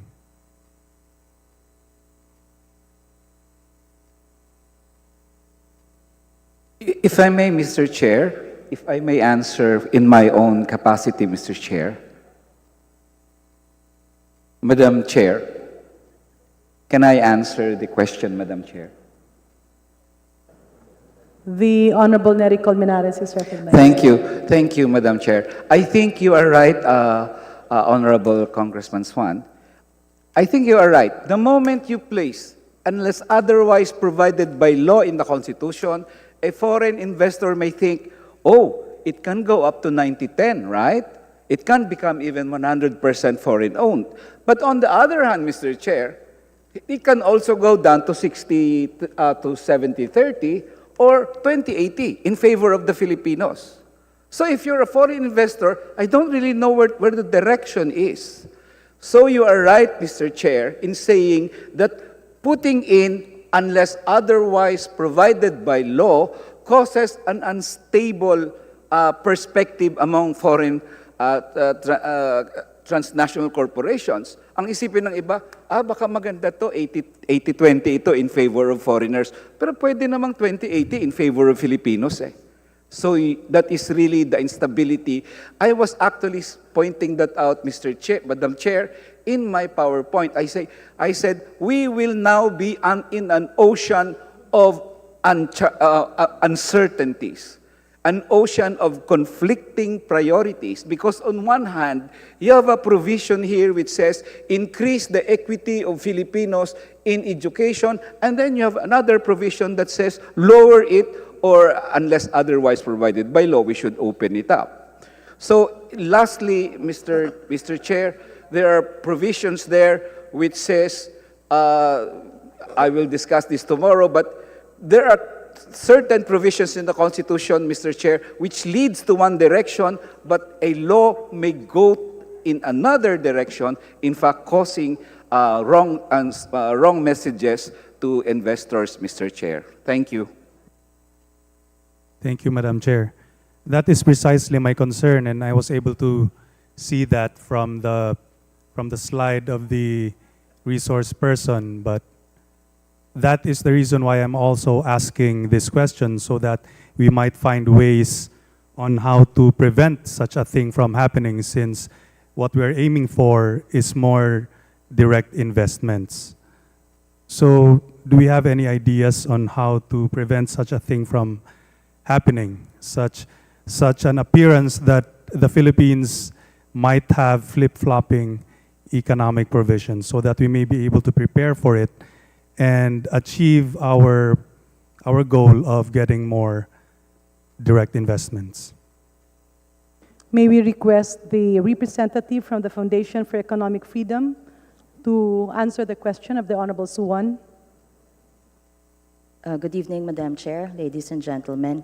There's just a point for consideration that I would like to introduce to the discussion. Kasi parang ang dating po, napakadaling mag-amend ng batas. Yung amendment po ng Public Service Act na naging dahilan kung bakit po nabuksan yung maraming sektor doon sa mga chart po na pinapakita kanina, inabot po yun ng 7 years. 2 kongreso po para maipasa yung batas, tapos po 1 taon para po mailabas yung implementing rules and regulations. Ang masaklap po, ngayon po, may 2 petition po, may 2 challenge po sa Supreme Court, which means that potentially, pwede pang ma-shutdown yung potential benefits po pagkatapos ng 7 taong deliberasyon. So, ang gusto ko lang pong i-highlight, yung legislation naman po natin, pag nagpapasa po sila ng batas, hindi po ito basta-basta nilang ginagawa. Grabe po yung rigor ng legislation, talaga po namang pinagdidebatihan ng husto. So, ang concern lang po, pagka po patuloy na merong restriction sa Constitution at wala pong nakalagay na unless otherwise provided by law, lahat po ng mga batas na pinapasa, which may be economically well-intended, pinag-aralan po at 2 kongreso pong pinagdebatihan, ay mawawala lang po yung bisa niya o yung potential positive consequence kasi po pwede pong i-challenge based on the fact na mayroong restriction pa rin po sa Constitution. So, sayang naman po yung effort ng ating legislators na pinaghirapan nilang pagdebatihan yung issue, nakita yung benefit. I think Neda po was also talking about the investments that came in because of it. Pero ngayon po, naririnig na naman ng mga foreign investors na papasok po sana sa public services na may challenge po sa Supreme Court. So in terms po of the predictability of our legal framework, suspended animation na naman po siya, depending on how the Supreme Court will resolve that particular challenge. Thank you. So, am I to understand that the challenge in the Supreme Court of these laws liberalizing foreign ownership has made a negative impact on foreign investors? Sir, yun po yung feedback na nakukuha namin.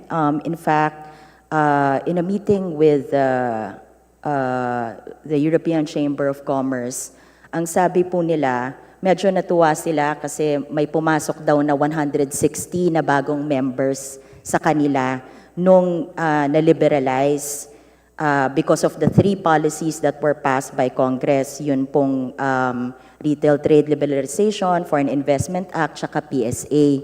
Pero sabi niya po, in the big context, actually daw po 4% lang po ng European investments to the ASEAN ang pumapasok sa Pilipinas. Kasi nga po, kakaliberalize pa lang natin eh. So actually, medyo may, Yusek Adilion, correct me po if I'm wrong, may lag time naman po yan. Kasi hindi naman po daw yung investor, kunyari, napasa kahapon, invest na tayo bukas. Meron pa po yung feasibility study rin sila, tinitingnan nila pa rin yung all other factors, no? So while they are doing that study, pag nakita po nila na, teka, nagbukas pero may challenge, baka isasarado ulit. So that creates po unpredictability. Thank you. So the challenge was, the cause of the challenge was because of the restrictive constitutional provisions. Yes, Madam Chair, kasi anytime po pwede pong i-challenge kahit anong batas for as long as kaya pong i-justify na merong restriction sa Constitution to justify the challenge. Thank you, Madam Chair. I have another question, but I think it was already discussed earlier. However, in Section 19 of Article 2 of the Constitution, it says, "The state shall develop a self-reliant and independent national economy effectively controlled by Filipinos." Could you elaborate on how the proposed changes to the Constitution would achieve our objective of attracting foreign investment while still ensuring that our economy is still effectively controlled by Filipinos? And do you think that these changes are enough, considering that we only put 3 amendments in order to make sure that Filipinos remain in control of the economy? May we request the Foundation for Economic Freedom, then DTI and Justice Escuna to respond?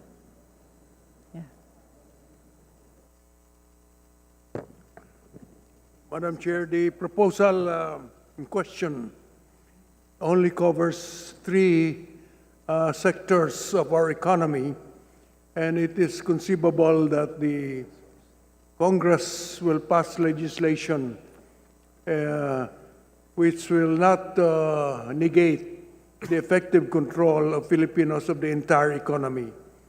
So that is perhaps the reason why the proposal only covers 3 of the sectors that are nationalized under the Constitution, Madam Chair. Madam Chair, may I ask our esteemed resource person if these changes are enough, these 3 provisions are enough to actually attract foreign investments? Maybe we can request DTI and the Foundation for Economic Freedom to respond. DTI first and then FEF.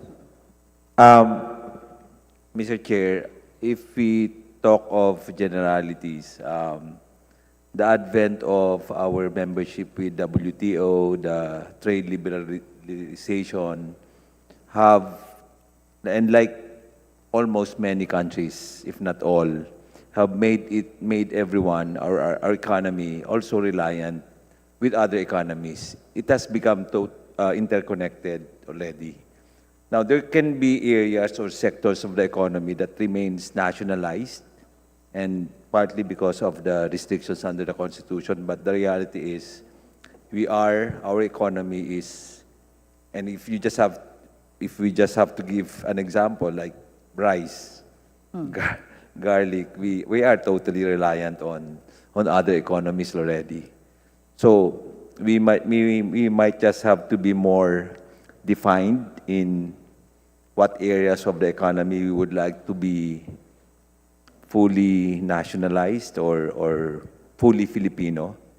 But again, the reality is all economies now, with globalization, with the lowering of tariffs or zero tariffs, are really reliant on each other already. And the direction really is, how do you, as an economy, maximize your own advantages when trading, when dealing with other economies? That's all, Mr. Chair. Yes, Nedo, did you want to add something? Yes, you may proceed. Yes, thank you, Mr. Chair. I just want to add to the discussion. I just want, I think we should really consider that we're not really starting from zero. As you can see from the chart that was shown, tumataas din naman talaga na yung ating FDI stock, and that's really also a result of previous liberalization efforts natin. But we think that it's still not enough to, bring us to that yung gusto nating mangyari na na maging upper middle income country, and then finally a high income country. And for that, you really need a dynamic innovation ecosystem. At yun din na mag-a-attract ng mga FDIs that will actually bring yung gusto natin mangyari na high quality jobs. But for this FDI to come here, ang kailangan nila talaga, apart from, ito mga to, is they need to have that pool of researchers, scientists, engineers, yung mga yan.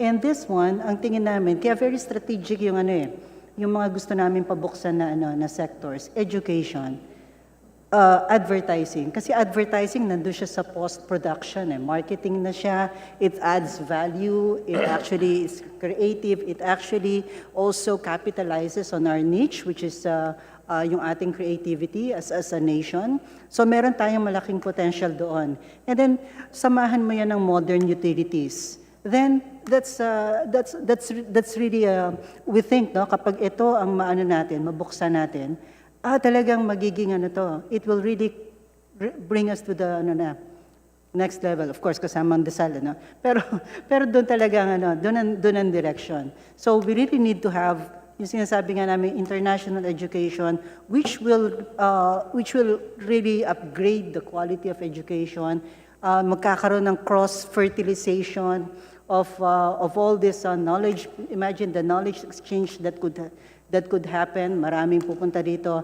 As it is now, we have 36,000 foreign students. Just imagine what could happen kung tataas ito, kung dadami pa sila. Apart from the direct na economic na benefits ng mga foreign tuition fee, mga ganun tipo. But apart from that, yun talagang yung cross-fertilization that could happen. And then yung collaboration then with respect to R&D, with respect to innovation. So, ito yung nakikita talaga namin na strategic. If pinapili kami na ano yung the strategic ones that could really be yung talagang magka-catapult sa atin ba.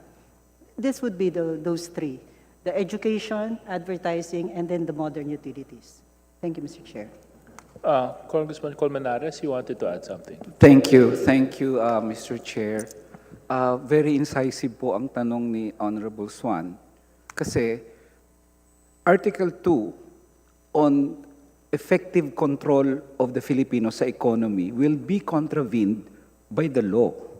And as I cite as an example, Mr. Chair, RBH7 says, the control and education of educational institutions shall be vested in the citizens of the Philippines unless otherwise provided by law.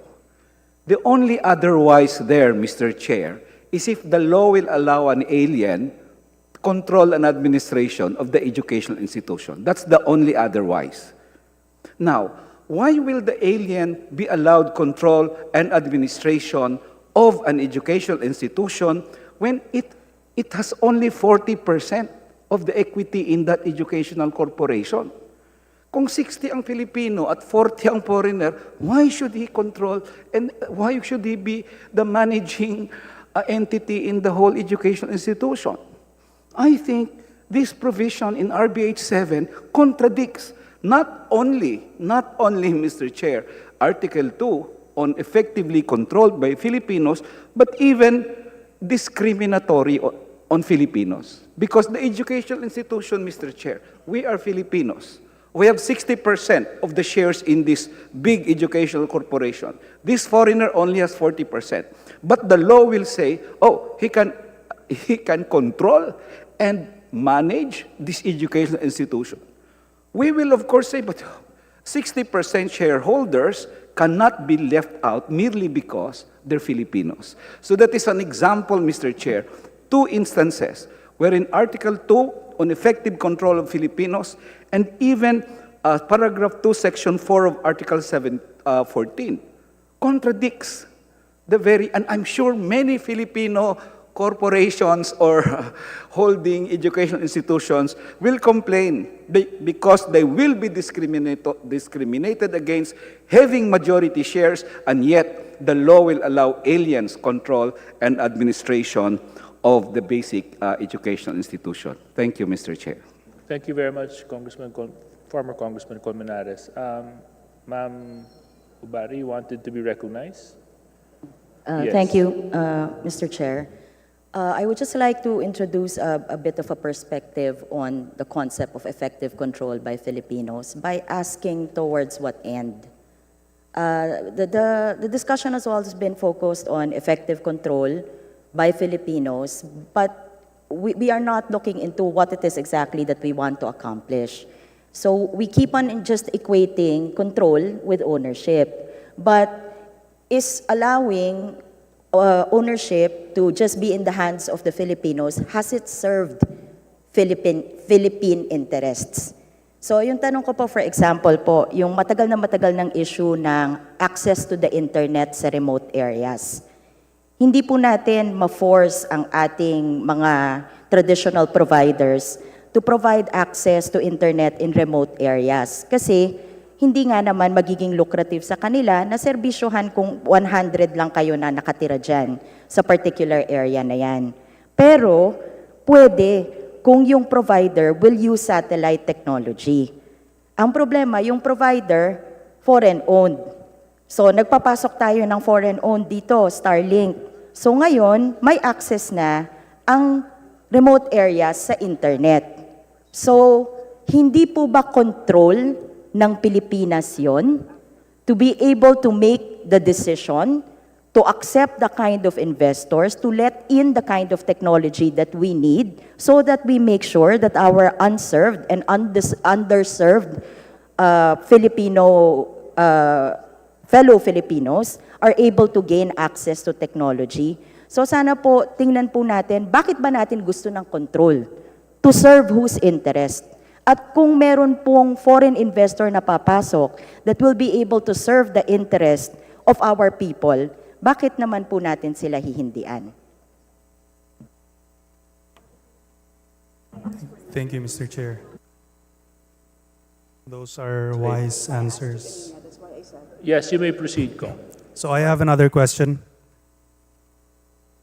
What comprehensive impact assessment has been conducted on the economy, local industries, employment, and national sovereignty to evaluate the potential effects of amending the Constitution? Because just because other Asian countries are less restrictive and are more prosperous than us, does it automatically mean that the loosening of economic provisions is the cause? Have we conducted comprehensive impact assessments on the following sectors: local industries, employment, and national sovereignty?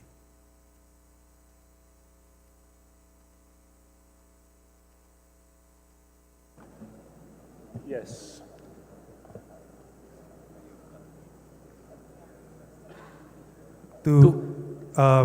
What I'm saying is that what impact assessment have we conducted on these sectors in order to evaluate the potential effects of amending our constitution?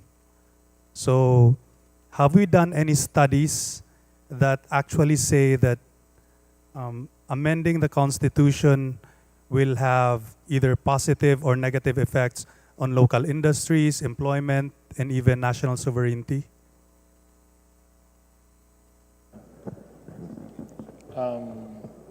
Who would like to address the question?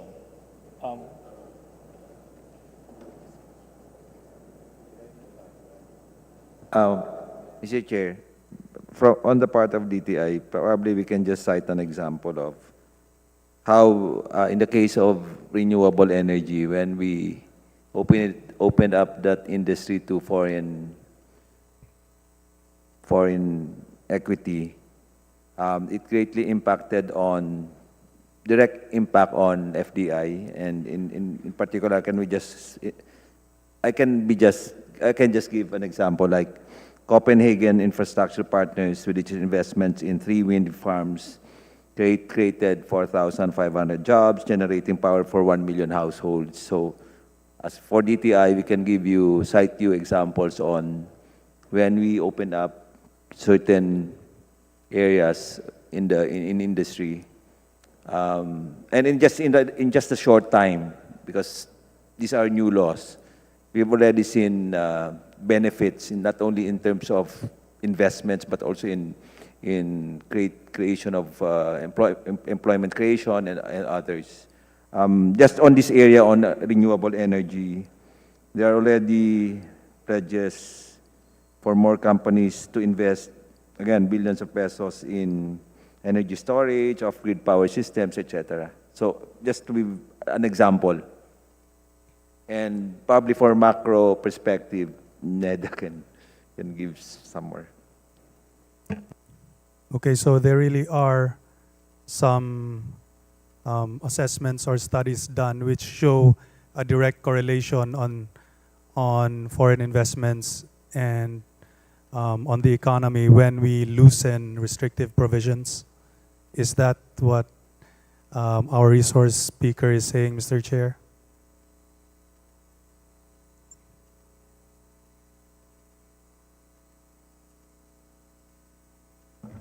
Anyway, so I've also noticed that among all the discussion earlier, we seem to have diametrically opposed opinions regarding whether we really have loose economic restrictions or tight or restrictive economic provisions. Because some resource persons would say that we have loose economic provisions, others would say that we have restrictive economic provisions. Is there a way in which we could actually say for certain or for sure that our country has a loose economic provisions or restrictive? Is that even possible? Neda? Yes, I think we have shared earlier the study by Mistura and Roulette, that they have come up with this robust index of restrictiveness, and like I said, involving 4 components, and one of them is the statutory limitations, which is by constitution, and then the second one is restriction with respect to the employment of foreign nationals. The third one is in terms of procedures, regulations, and then the fourth one is with respect to restrictions on the operations. So there is already such an index, Mr. Chair. And in that index, Mr. Chair, it shows that we are very restrictive. Yes, Mr. Chair. If I may add, for instance, it's always been said that let's say manufacturing is already 100% open. Well, yes, but we actually require a paid-in equity capital before the amendment of the Foreign Investment Act, that it should be at least $200,000. And if it's less than that, then it has to have, many other conditionalities. So there are those caveats, so to speak. So even if we allow foreign investments to come in, meron din tayo nilalagay na caveats eh.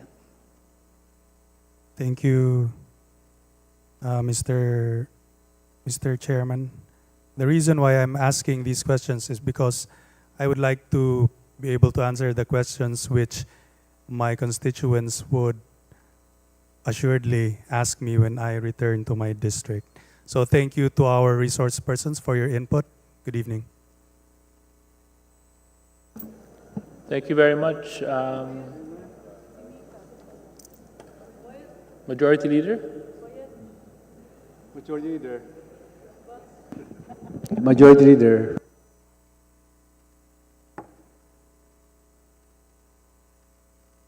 May I ask for a minute suspension? Session suspended.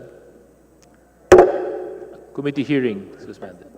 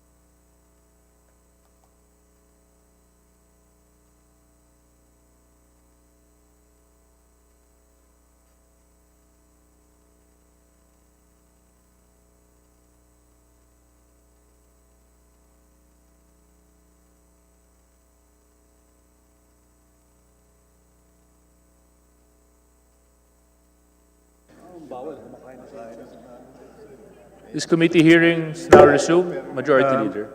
Mr. Chairman, at this point, may we recognize the distinguished lady from Besia, the Honorable Mika Swansing, for her interpellation.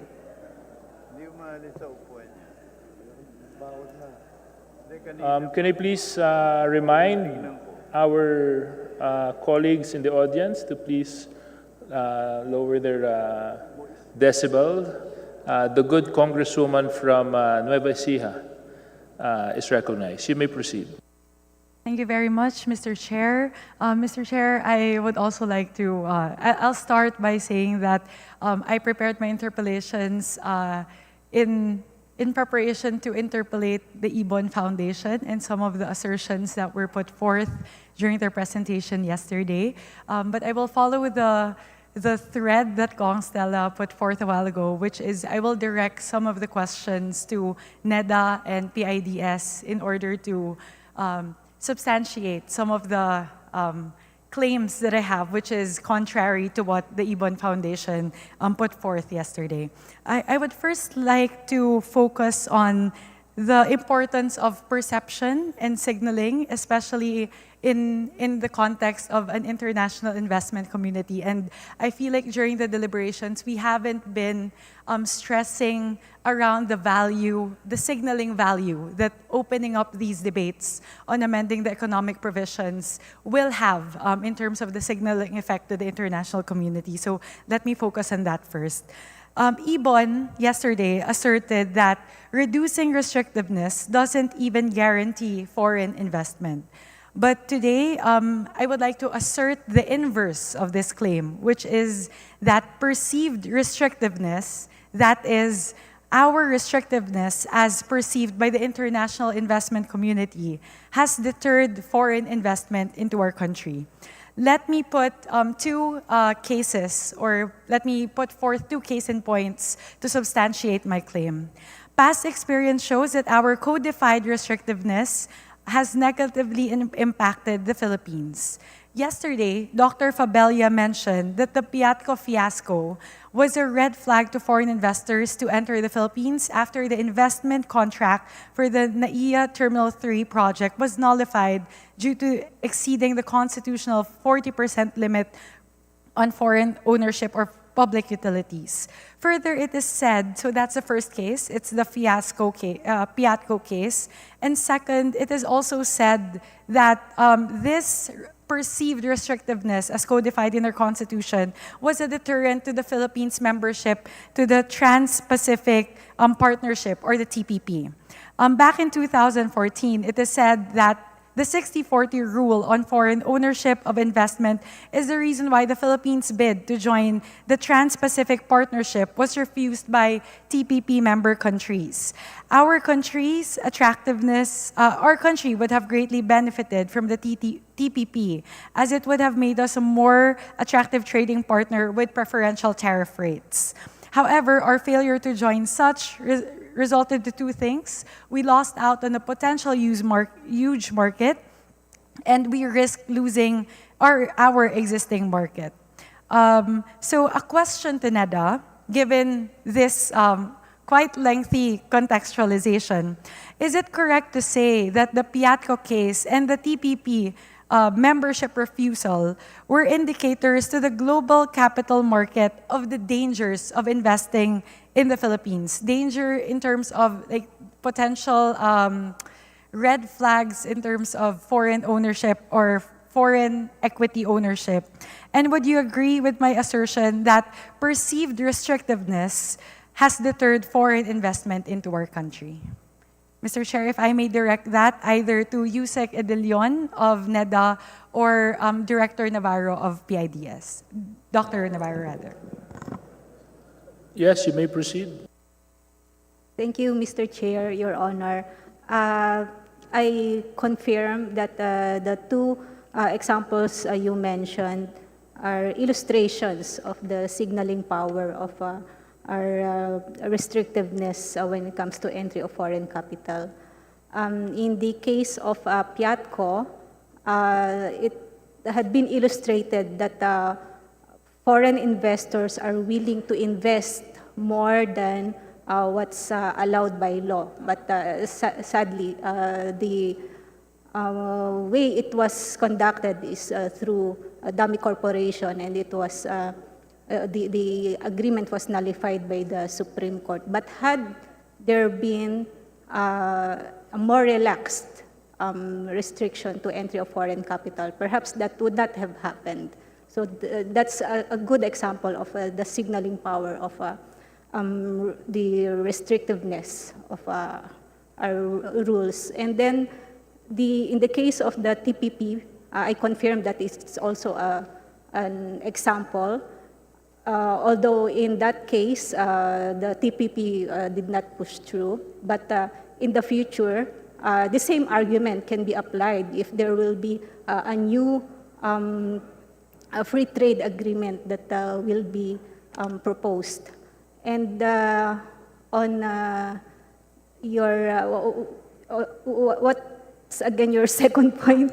Yes, it was more of, Mr. Chair, it was really just a question of, would you agree with my assertion that perceived restrictiveness has deterred foreign investment into our country? We can talk Yeah. about the index all we want, which we have been doing for a long time today, but looking at perceived restrictiveness is also, I believe, a key factor in the Yeah. decision-making of investors. Yes, I believe that that is true. So I confirm that second assertion, and that's actually related to the first, your first point, and the illustrations of the signaling power of the restrictiveness. So that answers your second assertion actually, those two illustrations.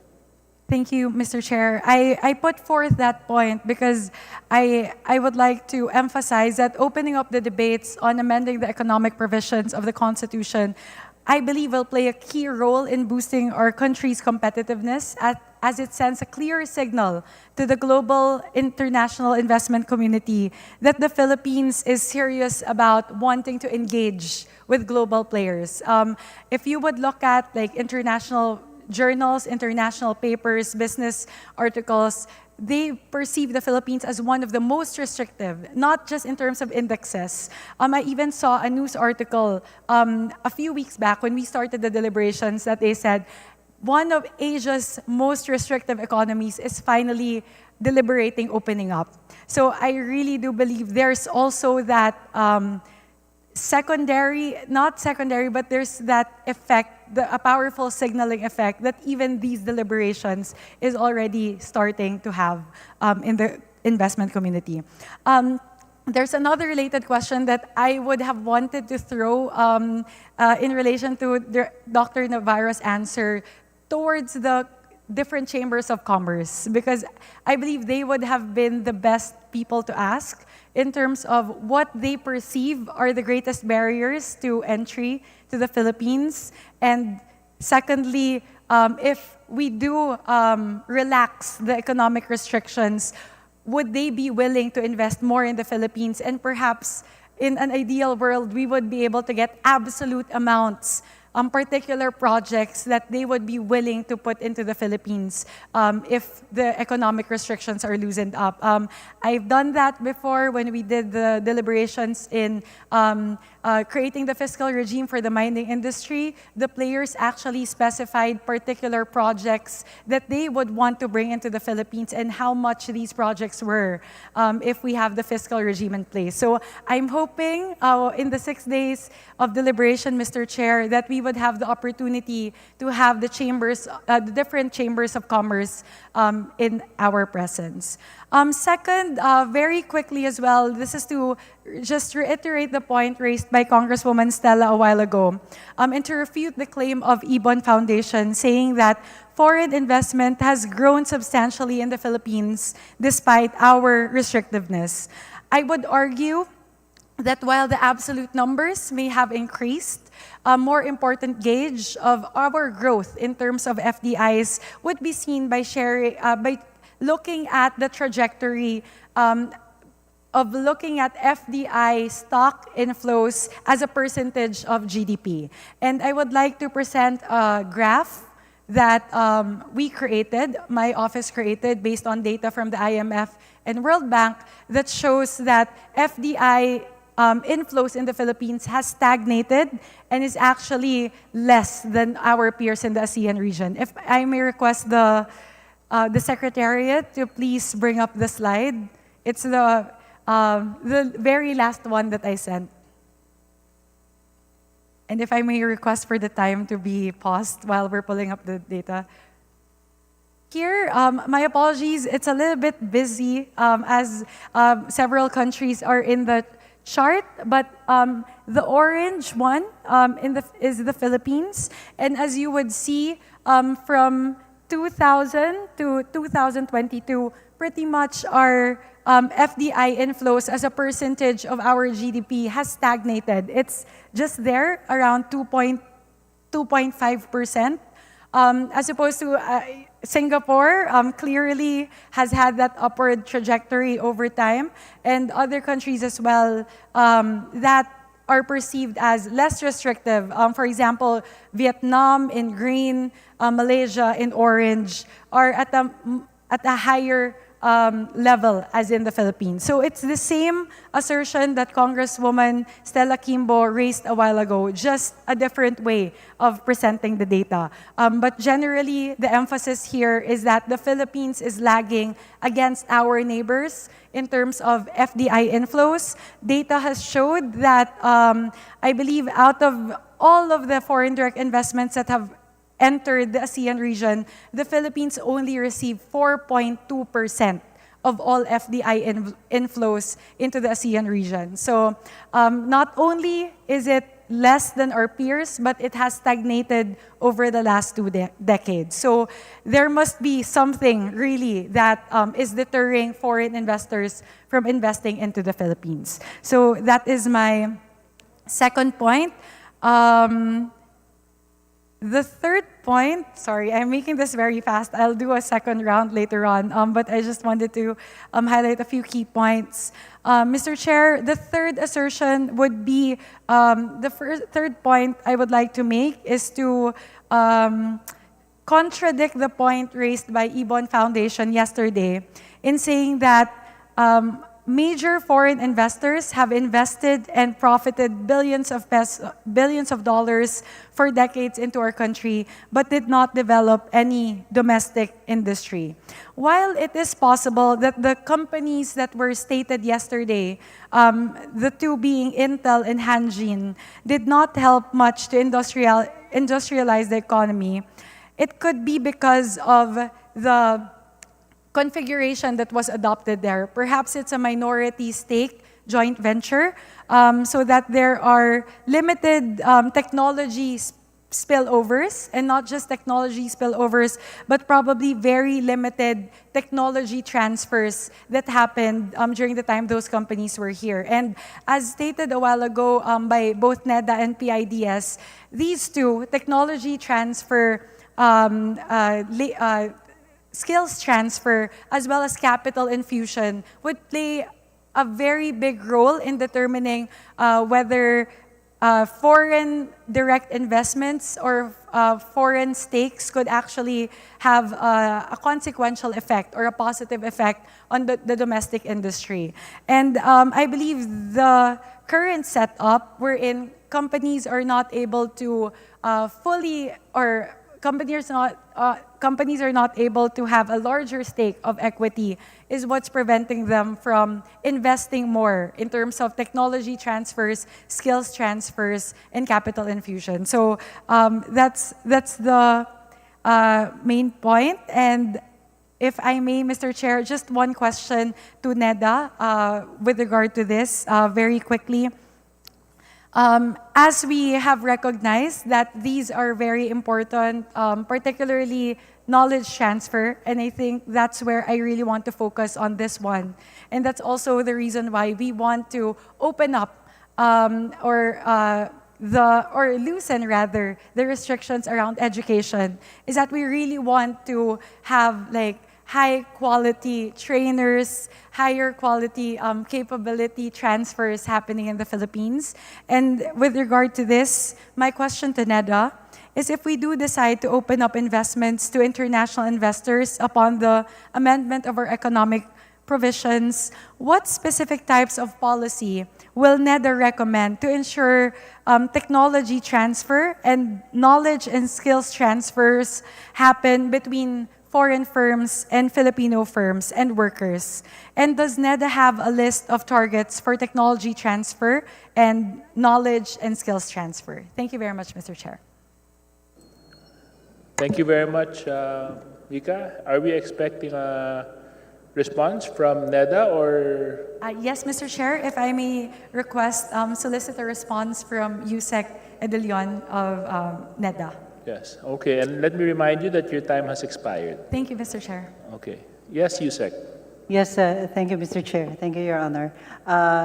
Siguro just the first part of the question kasi I did not get the second part. But anyway, for the first part of the question, we really are intent on having this collaboration between the academe and the industry, especially for science and technology.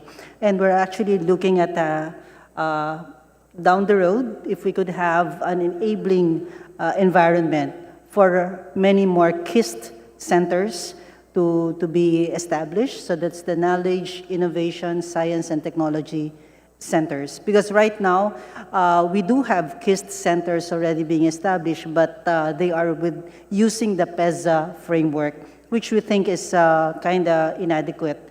But of course, it will be moot and academic if wala namang magiging knowledge na ano. So, but if the knowledge institutions will be here, then we will push for that KIST. Thank you. Thank you, Mr. Chair. If I may quickly say something, perhaps one of the practices that I've seen is to put in key performance indicators as conditionalities for the operation of these businesses in the Philippines. We could put in KPIs in terms of the level of knowledge transfer and skills transfer that happens between foreign firms and local firms. And to close, Mr. Chair, thank you. Thank you for the time that you've given me.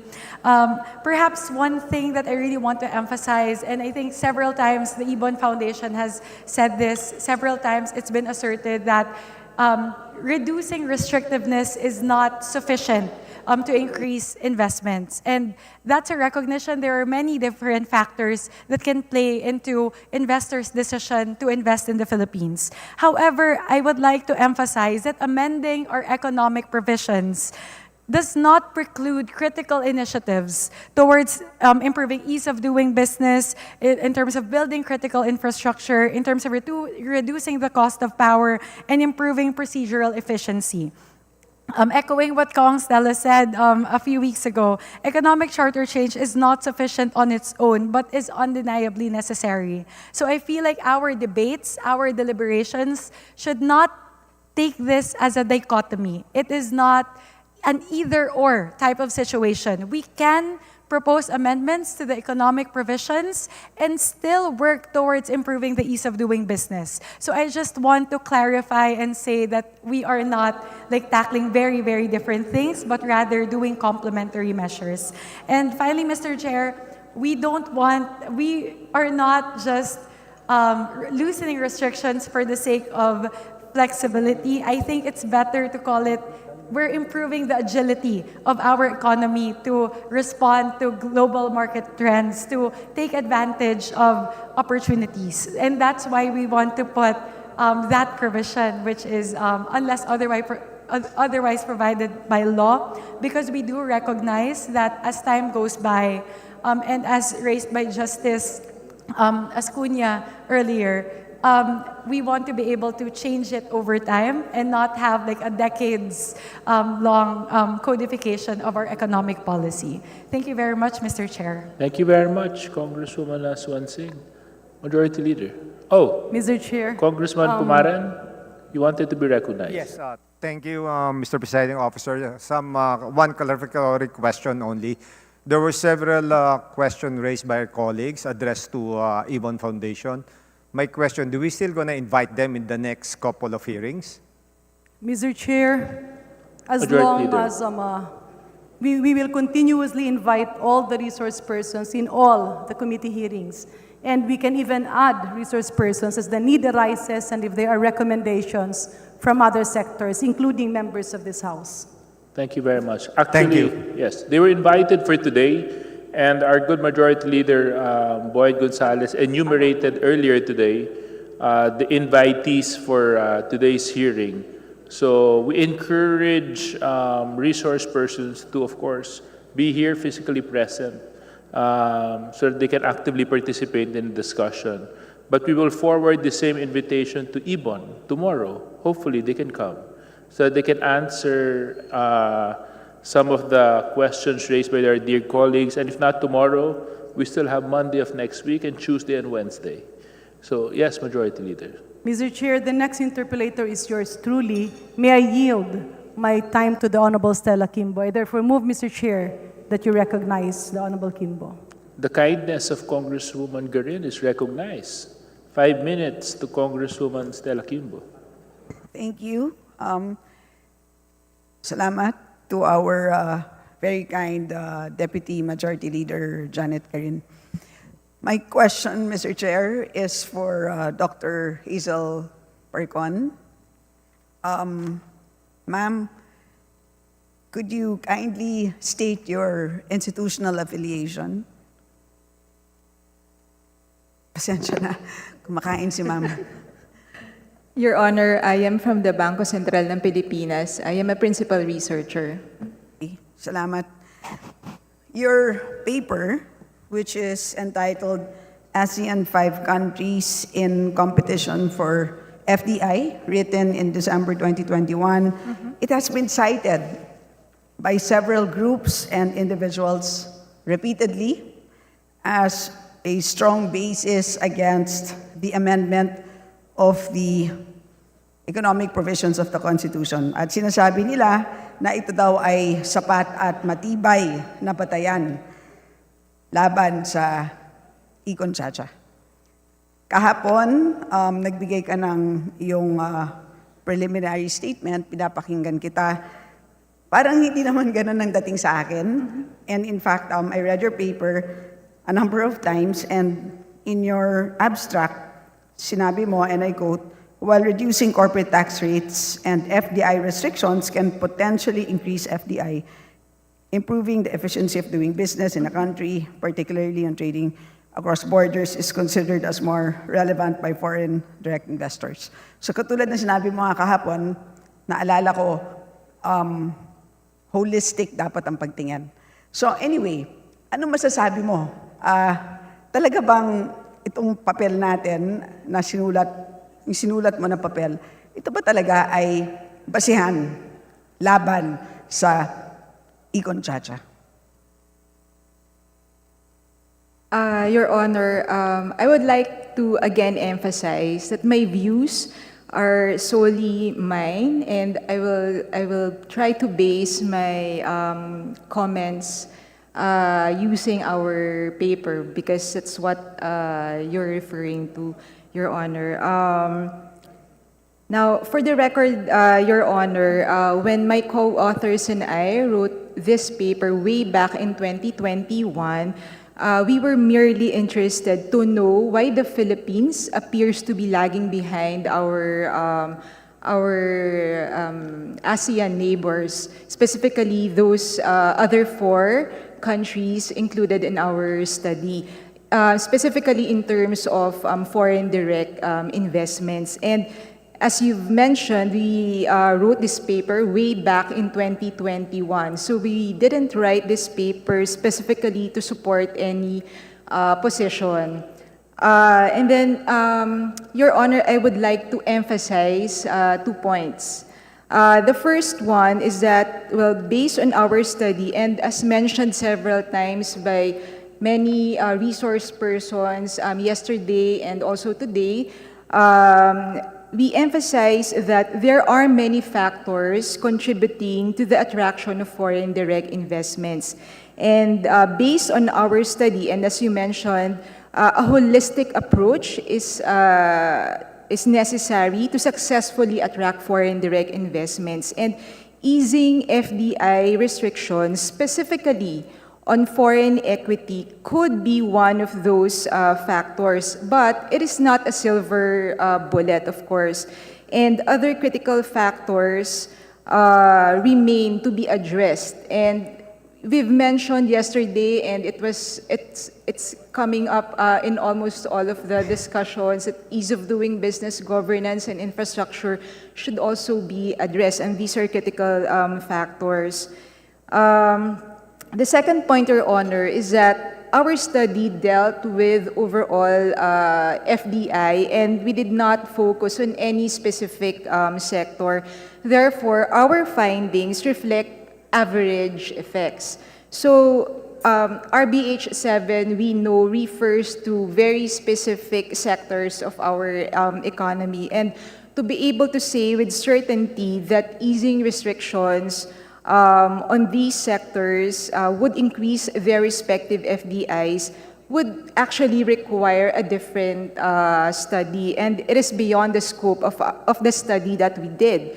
I do believe that, well, I don't have all the data on those three sectors involved in RBH7 because I'm really not an expert on those three sectors. But the Undersecretary of NEDA has provided us important details on the projected economic benefits of RBH7, and I think those are very helpful. I do believe, Your Honor, that we should have a careful assessment of the sectors we are trying to open up to foreign investors before taking any action. So the deliberations being conducted in Congress now, I believe, are very, very helpful. So let me end there, Your Honor. Thank you. Dr. Parcon, maraming salamat sa iyong paglilinaw, and sana, Mr. Chair, maging maingat ang mga nagsasite ng napakagandang paper ni Dr. Parcon. So I think ako personally, pareho naman tayo ng pagtingin na hindi siya sufficient yung pag-ease ng equity restrictions. Hindi siya panacea, hindi siya cure-all. Hindi naman komot ginawa natin yun ay talagang aabot na tayo sa langit. Para sa akin at para sa marami sa atin, it is a necessary but not sufficient condition. Kinakailangan natin buksan ng pintuan, pero komot binuksan natin ng pintuan ay hindi naman ibig sabihin nun ay maganda ang loob ng bahay. Kailangan natin pagandahin pa ang loob ng bahay, siguraduhin may running water, siguraduhin may ilaw, etc. So I think,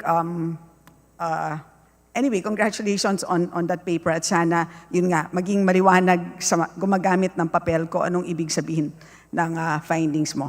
So, yun, and since I still have 2 minutes, if I may, Mr. Chair, sa Secretariat, can you put up a slide? There's one slide from Dr. Parcon's paper which refers to the ASEAN FDI stock. Kasi magandang tignan ito.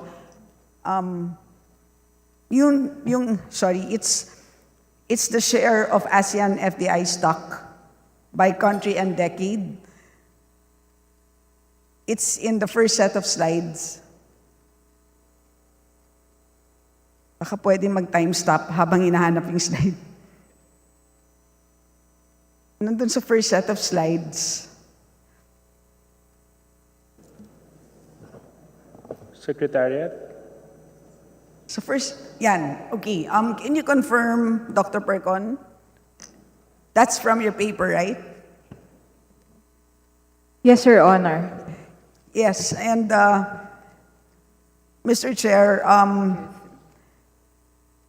can you explain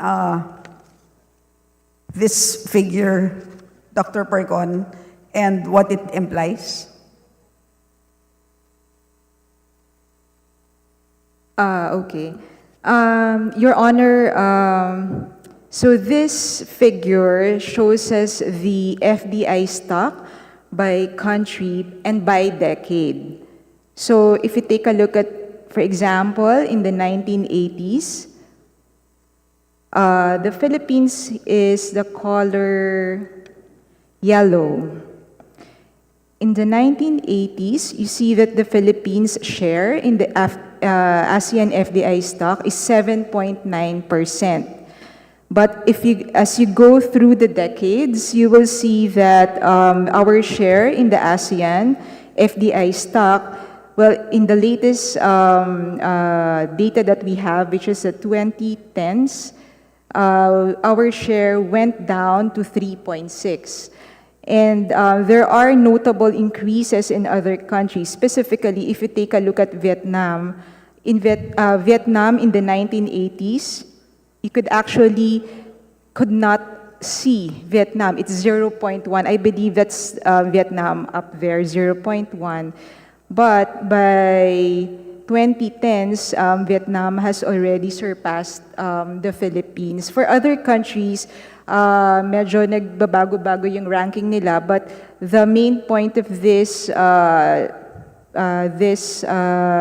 figure was to show that for the case of the Philippines, we see that we have a declining share in FDI stock, and then we really have lagged behind other countries in ASEAN.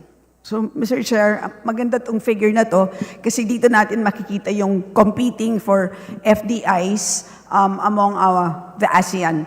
At nakakainggit ang Vietnam kasi mula sa 0.1 in the 1980s, ang laki ng in-increase ng share nila pagdating sa 2010s, naging 9%. Samantala, ang Pilipinas, noong 1980s, 7.9%. Medyo lumalaban tayo. Pero pagdating ng 2010s, naging 3.6% na lang.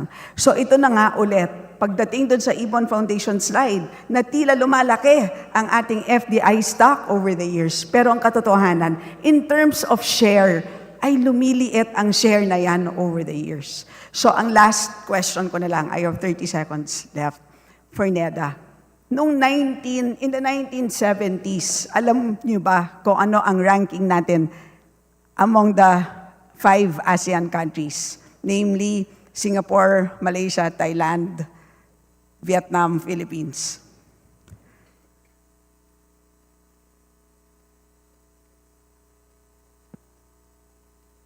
Singapore would be the number 1, of course, and then either 2 or 3. Definitely higher than ng Vietnam, higher than Indonesia. So in 1970, Yusek Edilion, among Malaysia, Indonesia, Thailand, Vietnam, and the Philippines, excluding Singapore, we were ranked number 2. Pagdating ng 2021, ano na ang rank natin? Yeah, naabutan na tayo ng Vietnam actually. To be specific, nasa huli na tayo. Number 5 na tayo of the 5. So, yun ang sitwasyon, Mr. Chair. Talagang pababa na tayo ng pababa. So, kung hindi natin a-actionan ngayon, kung hindi ngayon, kailan pa, nasaan na tayo by then? Good night, Mr. Chair. Maraming salamat for this opportunity. Thank you very much, Congresswoman Kimbo. Majority Leader? Mr. Speaker, Mr. Chairman, pursuant to our rules and based on our discussion, the deliberation of proposed resolution of both houses number 7 is divided into 4. The general concept and the 3 points of amendments to the Constitution. With this, Mr. Chair, I move that we now terminate the period of interpellation insofar as the general concept is concerned. There's a motion to terminate the period of interpellation. Mr. Chairman. Mr. Chair, earlier, Kong Mika made a very good suggestion, which was to invite the chambers, and which we have, and I believe that that falls under general principles, and we definitely need to hear their view. And the suggestion is to have them come back after we have tackled the 3 provisions. So if we may, Mr. Chair, perhaps temporarily maybe suspend this and then return to general principles after. Mr. Chairman. What would be the pleasure of the Majority Leader? Mr. Chairman, let me amend my motion. I move that we suspend the interpellation insofar as the general concept is concerned. Okay. And tomorrow we start the deliberation pursuant to our rules. Tomorrow we start the hearing the resource persons on Section 11 of Article 12. Proceed with the interpellation. And I'm so moved, Mr. Chair. Okay. Is there any objection to the motion? There being none, motion is approved. Mr. Chair, I move that we now suspend consideration of resolution of both houses number 7. Okay. There's a motion to suspend consideration of resolution of both houses number 7. Is there any objection? There being none, it's approved. Mr. Chairman, I now move that we suspend the hearing of the Committee of the Whole until 1 o'clock tomorrow afternoon. And what time should we begin tomorrow, Majority Leader? 1 o'clock in the afternoon, Mr. Chair.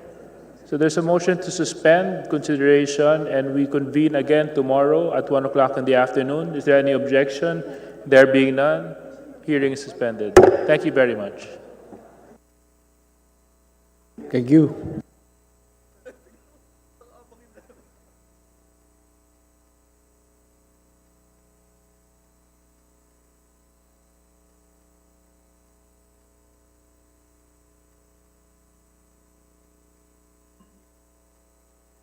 Ha ha ha.